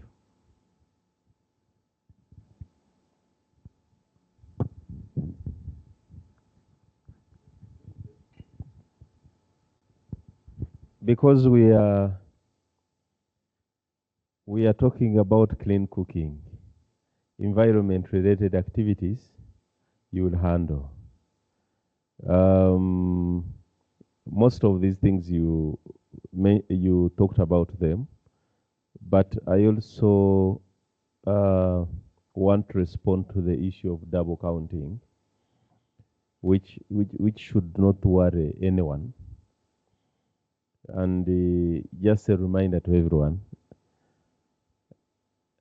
the ministry is now removing the bottlenecks, and the government is saying the bottleneck has been having a carbon financing as an addition to most of these other models that are in place. For example, we are seeing the 𝘭𝘂𝐶 RBF running, right? Of course, we have other partners like SNV and others running RBFs, right? Most of you are already participating. In addition to that, they are saying, okay, let's now have a running carbon financing program so that we remove all these hurdles. And Justin will speak through that. We have also worked on tax incentives on different value chains. We have gone ahead and now created some, maybe you must have heard or you must have seen it. There's a name for a trust fund that has been put to bank, specifically targeting the electric cooking. And most of these are coming in to make sure that they complement each other. That said and done, this is business, and whoever plays it better is the one that gets a lot, right? So regarding the issue of stacking, I want to say we have to think through on providing the best incentives in terms of subsidizing the prices. That's now where the challenge, where I see the challenge. Who has the best? What should keep me using my LPG than EPC? What should keep me using my charcoal stove than LPG, right? So whoever provides the best, I just asked him to cast this is at household level. This is which kgs? Maybe 6 kgs, roughly. Let's assume it is 6 kgs, right? So if this is 6 kgs, just noting, you're generating about, maybe we can say, if you're just generating 1.2 tons of carbon credits per, I don't know how many households that you'll be having, you're generating ideally something around, in a crediting period, maybe you can say all the 5 years, maybe about $60 to $200. That is just on one single customer. So if you are going to have maybe about 10,000 customers, refilling, that could be a very good opportunity for you now to provide the best incentive that is going to attract, as the service provider, that is going to motivate the users. Right now, I think 6 kg is around the 50,000 refill.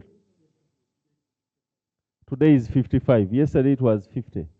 So that means if you have this kind of arrangement, you can say, hey, mine is going to be at 30. Right? Hey, so mine is going to be at 30 so that someone compares and sees where to fall. And also you must keep on monitoring the market, right? That's one. Number two, there was an issue on sustainability. How is this program sustainable? Okay, before we look at sustainability, we can also benchmark from companies that have participated in carbon financing. Let's see how long it took them to take off. We know them. We can even be able to count them.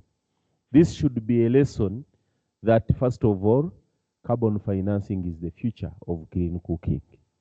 If you have it, you're able to unlock more other opportunities, right? So the government has come in last year as at March. You remember the mechanisms, the regulations were launched, right? Now, that is already done. Now the government is going ahead to develop the government program of activities of carbon, and the framework is in place. So I find that this is the most sustainable program that we shall ever have in the carbon space. Thank you so much. Okay, we have examples like the cocoa thing, but okay, he was trying to explain. So it represents the uncertainty for the companies for the sustainability you're talking about. I think, thank God you have reminded me. I had initially wanted to speak through it. The cocoa, you see, when people are reporting news, right? I saw on 𝘱𝘬𝘃𝗫, I think a few days ago, 2 days. 𝘰𝑚7 awasizo 𝑚7. Anyone who saw that? Someone saw that. What they are doing is capturing the attention of the reader. Very unfortunate. The readers don't go deep inside to read the real information. They stop at, there are some other discussions that are going on, you will listen to them, right? But my concern is we need to deep dig and see what was the cause of now that element. It's a simple issue. It's about compliance. And I think that's what he brought about. If you are saying you're participating, you must comply. We are going to have to put rules of the game, which must be fulfilled. That's why we have a yellow card, a red card, and is a green card is there? Maybe, but in a game, so that they say, okay, we are not giving anything because you are playing very well. If you attempt to play fairly, not good, they would say, okay, we can warn you by giving you a yellow card. But if you continue playing badly, you end up getting a red card. This is what we are talking about here. So Conco got a red card simply because of compliance. Thank you so much.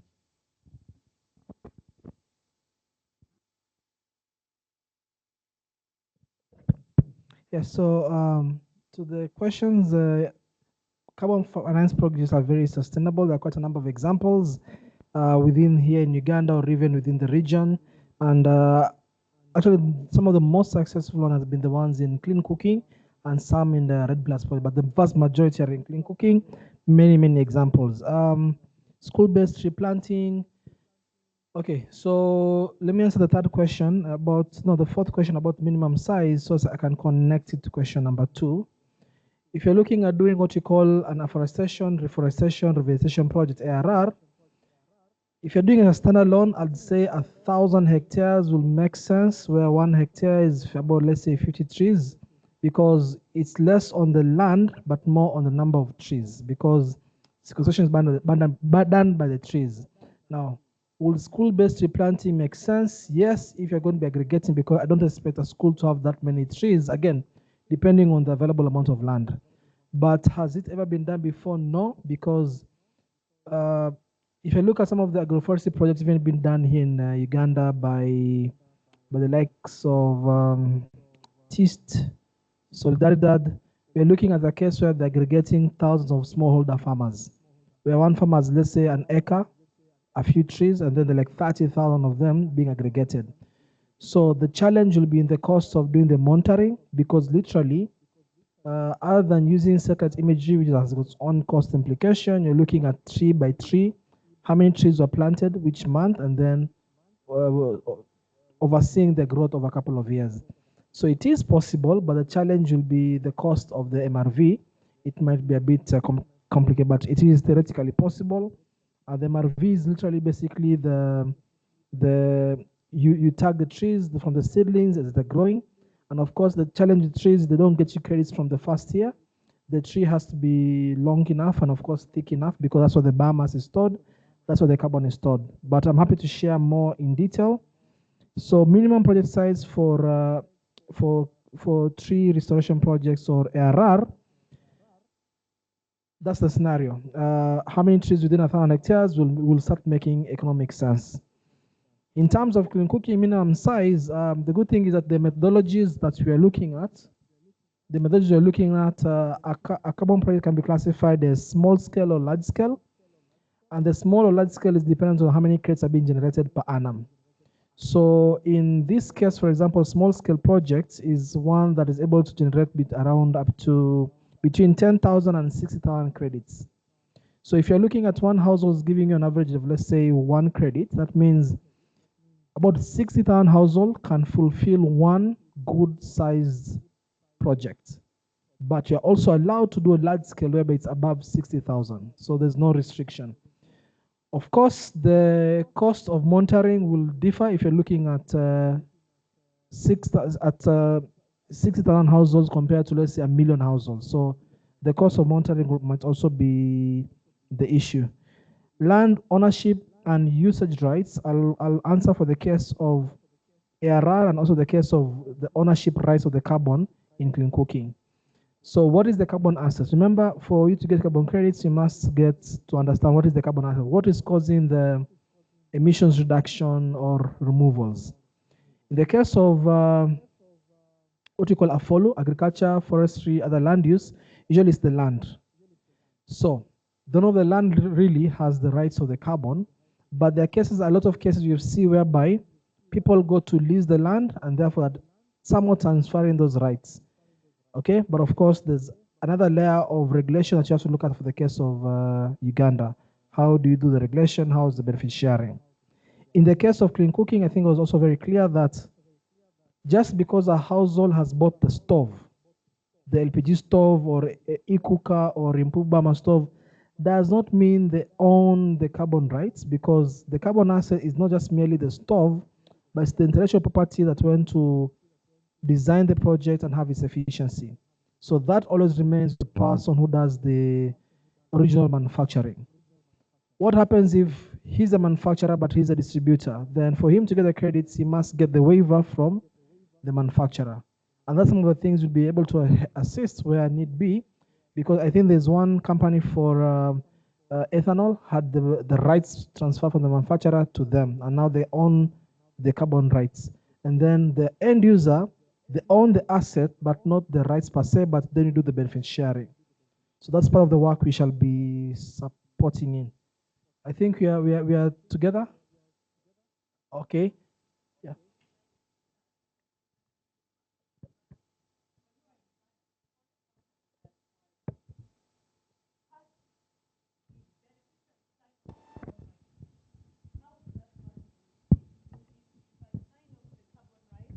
What am I signing away?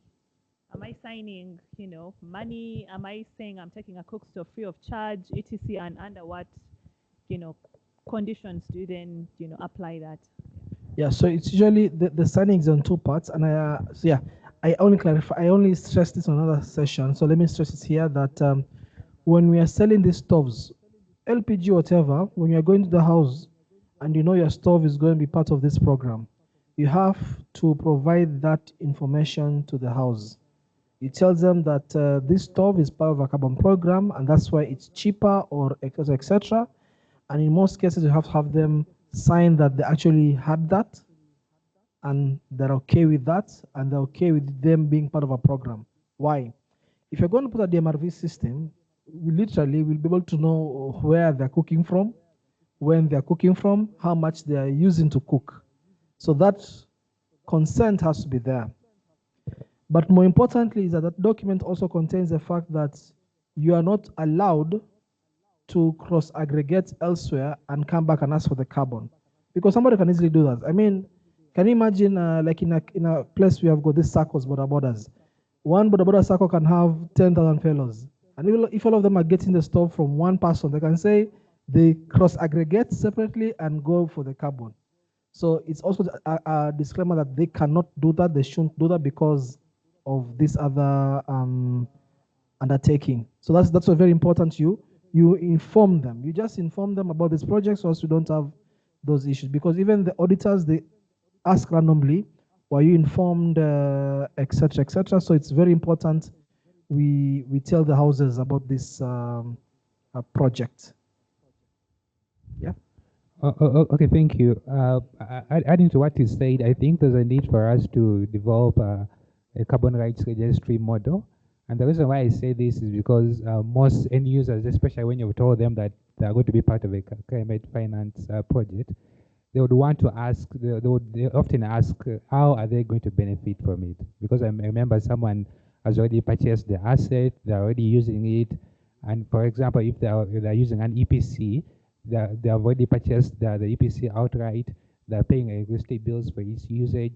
So when you tell them that they're part of a carbon finance project, they know that there's going to be recurring revenue that's going to be generated during the time they get to use this asset. So they would want to benefit from that as well. So I think there's a need for us to be able to design a way in which the end user can be able to benefit. Because if you've told someone that, okay, you have this carbon asset and over the next 3 or 4 years, there's going to be some money that's going to be generated from it and you won't be able to benefit from it. Most people, once they get to know about that, they won't be able to continue using that asset. That's why sometimes you get to find out that the initial adoption is very good, but then the continuous usage of that particular asset over time becomes difficult. Then again, the other thing is about government. Right now, we do know that government has the climate change regulations, and I do believe that under those regulations with time, government is going to be taxing carbon revenue. Like a percentage of that revenue will be going towards government. So if government begins to get that percentage of revenue, whether directly as taxes or otherwise, it means that they already have some rights, that there are already some benefits that government is already getting from that. So now that means that it could only be government and then the owner of that IP or asset that shares that revenue, not the end user who does the heavy duty work. Because the reason why I said the heavy user does the heavy duty work is because even if you have an IP and then you get to sell an asset to them, if they don't consistently use that asset, like you won't be able to have your carbon revenue. So I think there's a need for us to think of how best we can be able to do this in such a way that end users can also be able to benefit, and then they also feel that they are part of it. Because if they're not part of it, then of course we shall be able to have lots of issues as far as sustainability is concerned. So I think it's important, since this is all about the different value chains and clean cooking. I think the ministry has to design a carbon rights registry model, which is a little bit more clear. Because if it is not clear, the fact that we have different developers and these different value chains, each and every developer would want to come up with their own registry model that they would want to use for this case, which makes it difficult at the end of the day as far as having more of like a more holistic approach that ends up benefiting the country and everyone else is concerned.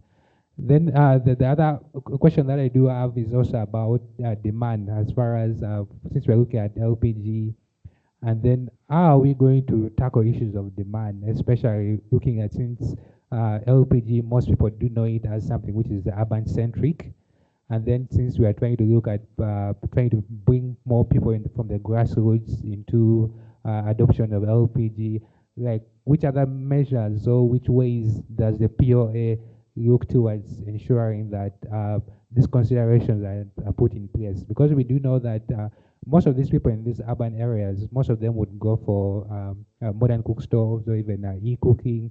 But people there in the grassroots, people who can't be able to afford e-cooking, could be the very good beneficiaries of LPG. So now I think we have to find a way of trying to see that we don't make LPG only urban centric, but something that like each and everyone can be able to access. Thank you very much. Maybe I can respond to the last question, and thank you for pointing that out. What makes LPG urban-centric right now is because of the heavy concentration of the supply within the urban areas. We've seen when we penetrate the supply, especially when we deliver it at affordable costs. Again, I like talking about 𝘧𝘬𝘯𝘬 because I was very shocked about what I saw when I went there. This is an area that is engulfed by a national Queen Elizabeth, and because of that, there are restrictions on harvesting firewood. Then also the plantation eucalyptus, most of the trees that have been planted to supply the tea factories. So there is just no biomass. We found a stick, a 1 meter stick of firewood that was costing 1,000 shillings. So, and even that firewood wasn't available. You have to go and plead with the owner of the plantation who is targeting to supply to the tea factory. So there was a fuel wood scarcity. So as a result, these guys went to Ishaka to buy gas, and they were using the gas. The only problem, and a number of the households that we surveyed, we saw they were using the gas. And when we found out, we compared the price of the gas, it was actually similar to that of the price of firewood. The only issue was refilling gas. They had to travel all the way to Ishaka, which was about 30 kilometers radius. No, just going. So to and fro would be about 60 kilometers. And that is the reason as to why they couldn't cook with the gas. So we've seen where we improve the penetration of the gas and improve that last mile access and make the gas deliver it at an affordable price. What is it? Majority of households buy fuel wood on a daily basis. So as we innovate, let's come up with models that can tackle that and also make the price of gas more affordable. That is two ways. I believe with more competition and of course, hopefully when we start to produce our own gas, we'll have more security of supply that might make the price relatively more affordable or less volatile as it is today.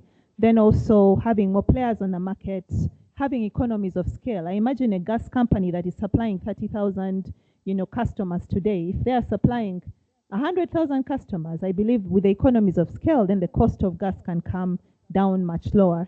So that can make gas cheaper. And what we are seeing with the alternatives, the cheaper they become, the more the adoption, both in the urban area and even in the rural areas. So we're doing a lot as government, and as has been mentioned, to ensure that we have the regional gas terminals, that those are interventions that are happening with UNOC, ensuring that we have more distribution and more availability of cylinders to ensure that we have more access within the rural areas.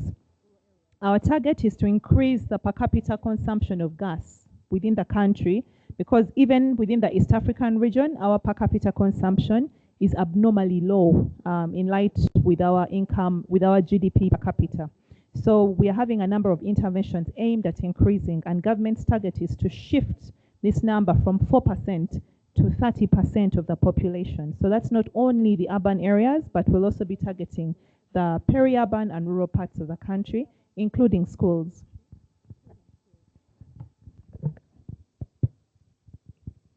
Thank you.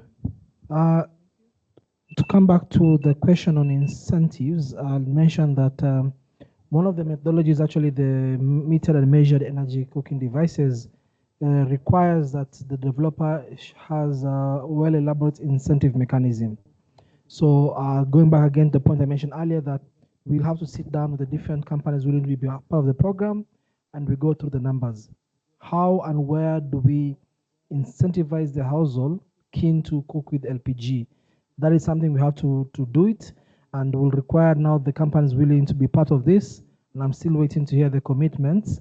We'll have to look at the numbers. What makes sense to each company, depending on which district they're looking to work. So that one is very important.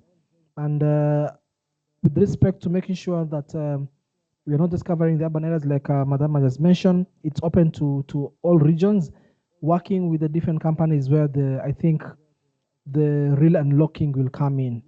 But again, like I mentioned earlier, we will not compel any house to choose which fuel. It comes down to what is the unique value proposition that each fuel, each vendor is presenting.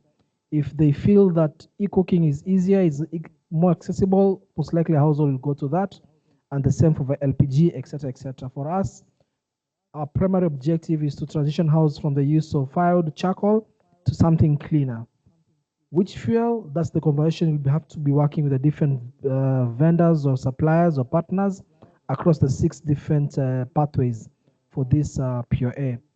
So all fuels are eligible. That's why we didn't restrict ourselves to any fuel, because we know the challenges or we know the dynamics will not be clear cut. So for us, you're open to any fuel, but of course for this conversion, we're keen to do LPG, but clean cooking is our target. Okay. That said, we are now close to winding up today's session, and the session will not end after the closure, because as I mentioned that this LSC ends today, comes to a conclusion today, but we'll be having a 30-day window within which we'll be able to keep collecting more and more of these opinions by way of the other QR code that has a link. I will not talk too much about again on the monitoring. We talked about the need to make sure that we provide monitoring for these stores in the safest manner possible. I think we have all agreed that 13 kgs tabletop is easy.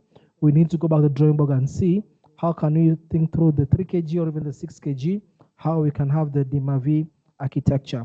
But the long and short of it is that still, even where we cannot digitize the monitoring, we still must have a monitoring reporting, monitoring reporting and verification plan to ensure that we can track all these emissions reductions we are doing. We are also going to make sure that the monitoring reporting plan covers matters of safety, quality assurance, and incidents transparency.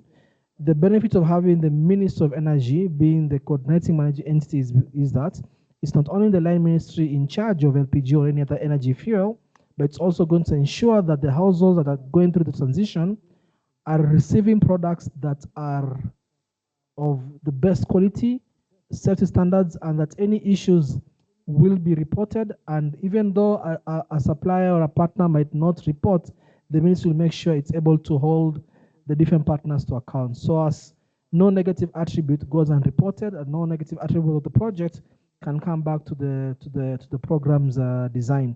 And that's the kind of role the ministry is looking to play, to make sure that at the end of the day, it's the ultimate, it bears ultimate responsibility to make sure that these stores that goes to the houses are meeting the necessary standards. More importantly, depending on which methodology we shall be using for specific LPG stoves, further guidelines on how we're doing the metering will be provided. For example, if the LPG companies decide to use the metered and measured energy cooking device protocol or the carbon accounting procedure, then all the LPG stores that are part of the project must be metered. There's no sampling, all must be metered. However, if you go to the other methodology on the TPDD tech, does not require metering, but of course I mentioned that the drawback or the challenge of this methodology is on the verifiability of the claims. It becomes a problem. But how we do the monitoring for this one, we just do a typical sampling of stove usage monitoring, a typical sampling approach. Last methodology, claim methodology, allows for both metering and unmetering. And the key thing about this methodology is that it's currently being reviewed by 𝘧𝘂𝑐C to see if it will be the approved methodology for clean cooking at the Article 6.4 level. So that is also why it's under consideration, because it's both available it will be both available at the 𝘧𝘂𝑐C level, but also within the gold standard. If there's any questions, comments, yes.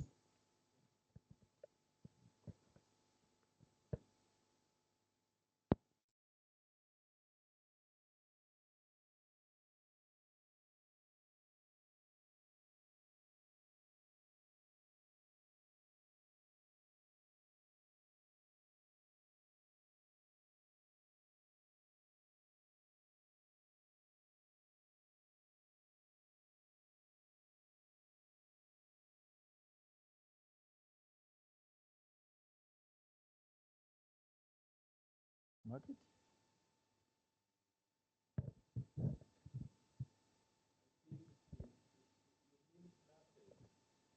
No, I show the quality, because to me, I've already known, first, I've known LPG to be standard. And what I'm asking this, there's a supplier who was trying to convince me, and I think my colleague Emma knows, I will not disclose, that we had different LPG, and they looked at the person as a con man.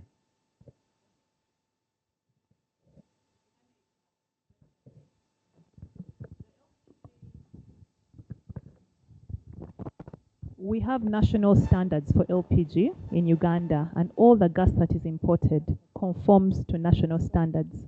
I think 𝘧𝘧𝘀𝘵 even now requires that you provide a 𝘡𝑉𝑜C certificate prior to the entry of gas. So with regards to the quality and standards, all the gas that comes into this country meets the national standards on LPG.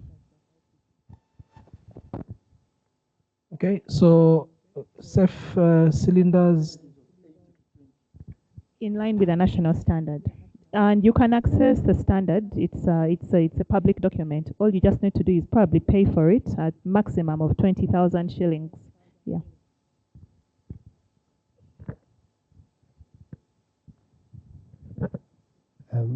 My colleague was asking. Sorry, I had been distracted. The issue was about LPG being different.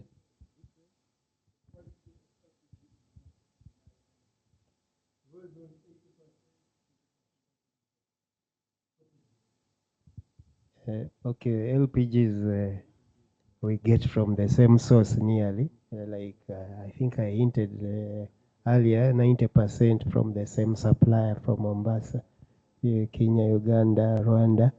And yes, they do the 80-20 mix, the 80% butane and 20% LPG due to our climatic conditions. But also, like Justin has hinted, I didn't hear recently the mixing ratio was adjusted to allow also up to 40% propane, because most of the LPG from Hoima coming through is very propane rich. So they tried to accommodate it to come onto the market. There are definitely implications for that, safety implications, but government took the chance. So that's the only scenario where LPG might be more might seem a bit different if the mix ratios are different, like they are likely to be. But I think we haven't gotten to that point really. Yeah.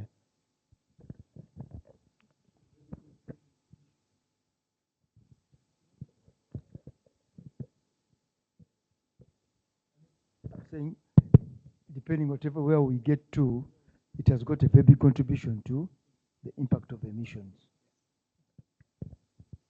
So last part before we now come to the conclusion is on how do we intend to make sure we keep on receiving more inputs to the program and any potential grievances in the implementation phase.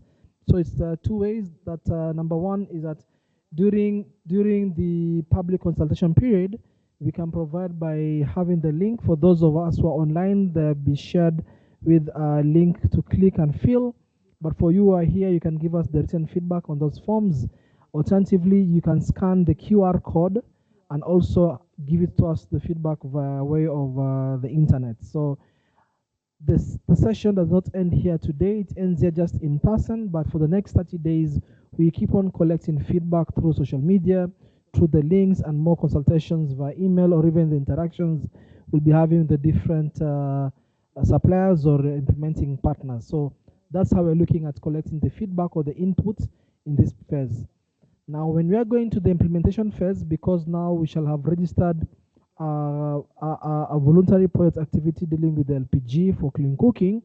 Now, within the MRV platform that shall be provided, there'll also be a place within which any person any member of the public who's being affected by the LPG clean cooking opportunity can easily give us their comments or grievance anonymously, and the work that we shall be working with ministry is to make follow-ups to make sure that everything that should go right in the project goes right, and anything that can go wrong can be mitigated before happening. That's how we're looking at the grievance redress mechanism once we start the project implementation.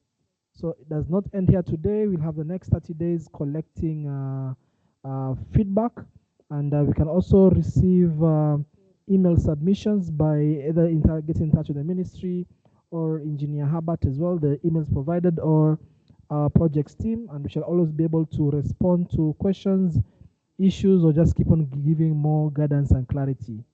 So before I stop with the technical presentation and hand it over back to the ministry, is there any other burning question or comment or addition? Or are we all satisfied?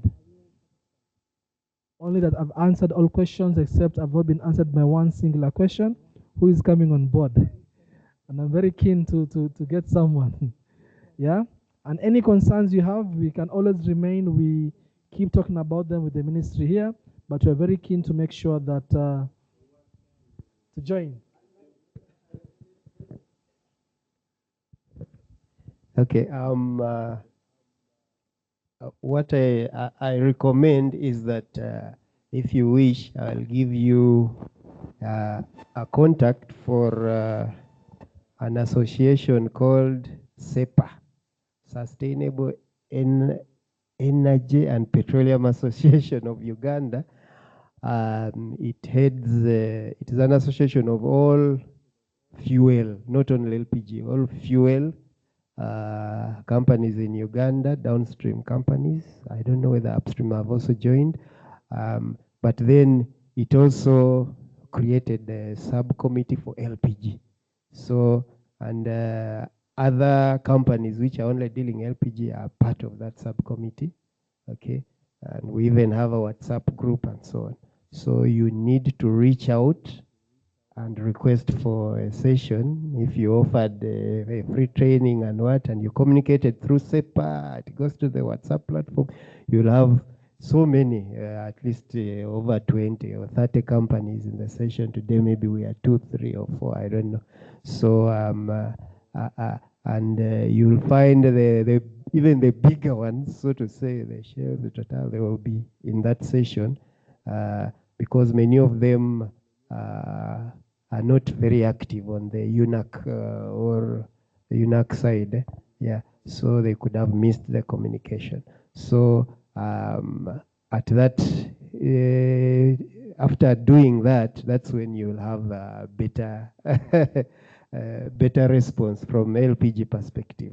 That's how I'm guiding, but of course for us, our company is interested, but we'll just first continue to engage. I don't know whether from the ministry it's Justine or what for guidance, a bit of further guidance on how to onboard ABCD. But as we do that, that session is very necessary because even us joining, for us, we are a smaller company, so our volumes might not make it economically viable from the ministry perspective or from you. But if you meet all the others and then you get 10 or 15 companies, it would make more sense. Thank you. I think I'll take up that call to action to engage 𝘱𝘶 and see how much we can do with them as well. Any other question, comment, addition? Commitments to support in any way, including introductions? Okay, I think at that point in time then I can assume that we did our part to consult today. And of course, if there's more feedback, we are happy to receive the feedback by way of email or the links, including written submissions. That said, I want to stop and invite back Dr. Crispus to handle on the closing of this session. Asanteni.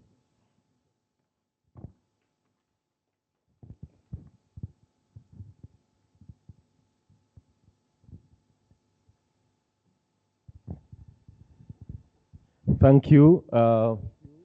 Some big round of applause to VAS team for making the hard topic into simpler way of understanding it. We want to thank you, Vast, for that good job done so far.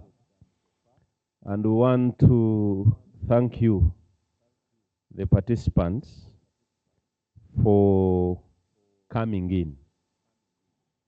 And those recommendations for 𝘱𝗶, we are excited to get in talks with them. Every journey of 10,000 miles begin with one step at a time. We have started. You are enough. So my brother, don't worry. You are enough. You are enough. So what you will bring in the program is enough for the start. So when he brings and another one brings, finally, we shall consolidate the whole of all of you, and we'll be able to get the numbers. I will, after inviting Justin, who is the commissioner of the day, to give closing remarks, but to remind you, we are heading to Western Uganda on Thursday from 9 until end of day to discuss about biogas. If you are interested in biogas, this is the right time for you. Join us. Let's have a conversation at Hotel Triangle in Mbarara and communicate in your groups that we are heading to Hotel Triangle for a discussion on biogas. I want to thank you for following us all through. Central is now done for now until we create a special session for 𝘱𝗶. But again, I want to thank you for your participation and the contributions that we have picked from you, because we had the objectives for this session. One of them was to ensure that we introduce this program of activities to you, specifically looking at your own VPA of LPG, and I know you now understand all this. Then we also wanted to also get feedback from you, which we have really received, and we know we shall incorporate all these into one bigger program. There are other issues that came up in terms of demand and supply. The right person to talk about demand and supply again is the commissioner.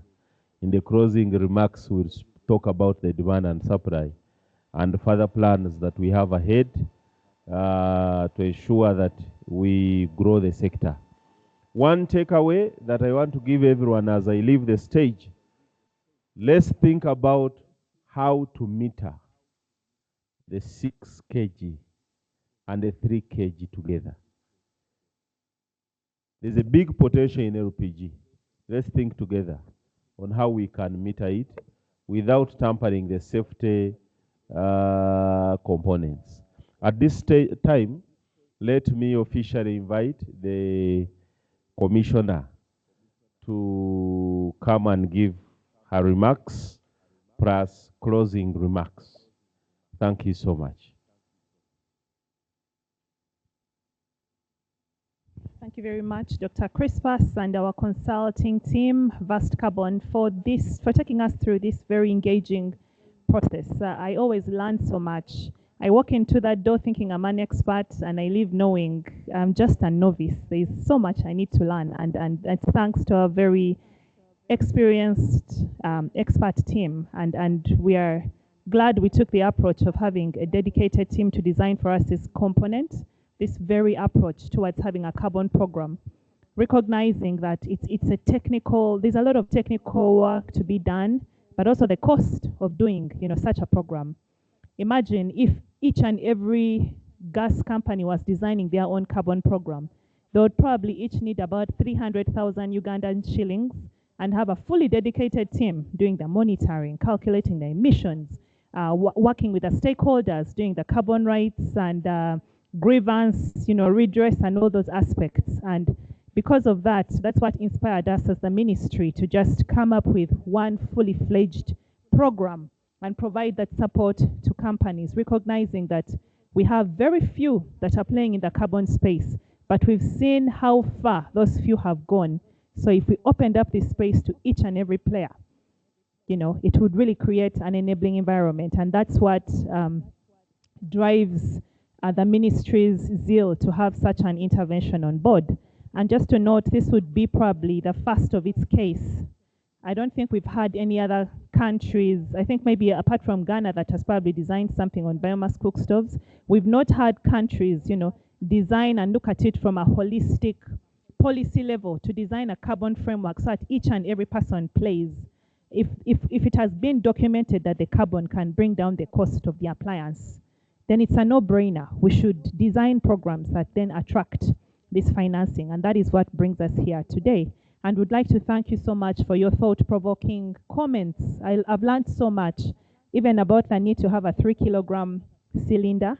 And also just to note, when we were in one of the countries, I think Ghana, noted that they introduced a 3-kilogram cylinder, and which showed that majority of the households were buying charcoal within that quantity, equivalent to what a 3-kilogram, you know, canister would displace.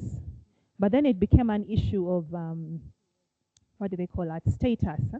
So they come to your home, they find you with a 3-kilogram cylinder, they're like, hey, this guy can't even afford a 6 kg, he's a broke guy.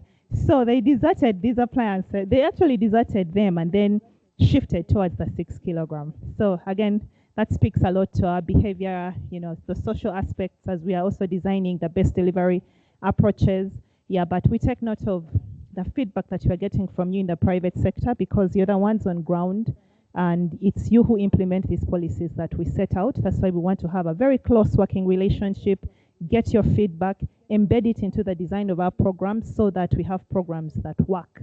In designing this carbon program, we also want to break that political risk of, I don't think once the Ministry of Energy designs a carbon program, I don't think we shall fail to have the authorizations to transfer them or sell the carbon credits. So I think that that becomes an automatic pass, that the carbon credits, when it's time to issue, we shall have them issued.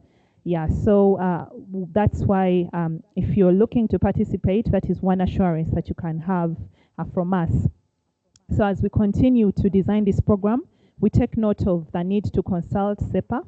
𝘂𝘂 actually sits on our biofuels task force. We actually have a very close working relationship, so we are going to follow up and maybe have a special meeting after this.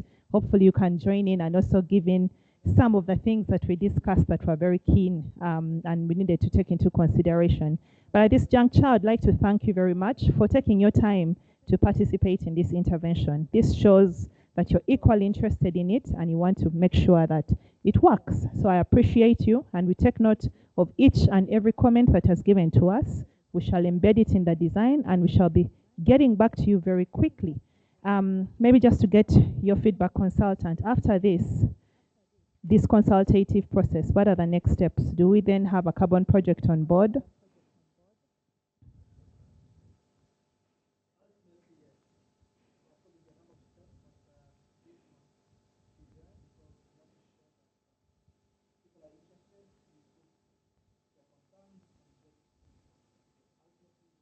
All right, so thank you so much for helping us get towards the final steps of closing the registration of this program.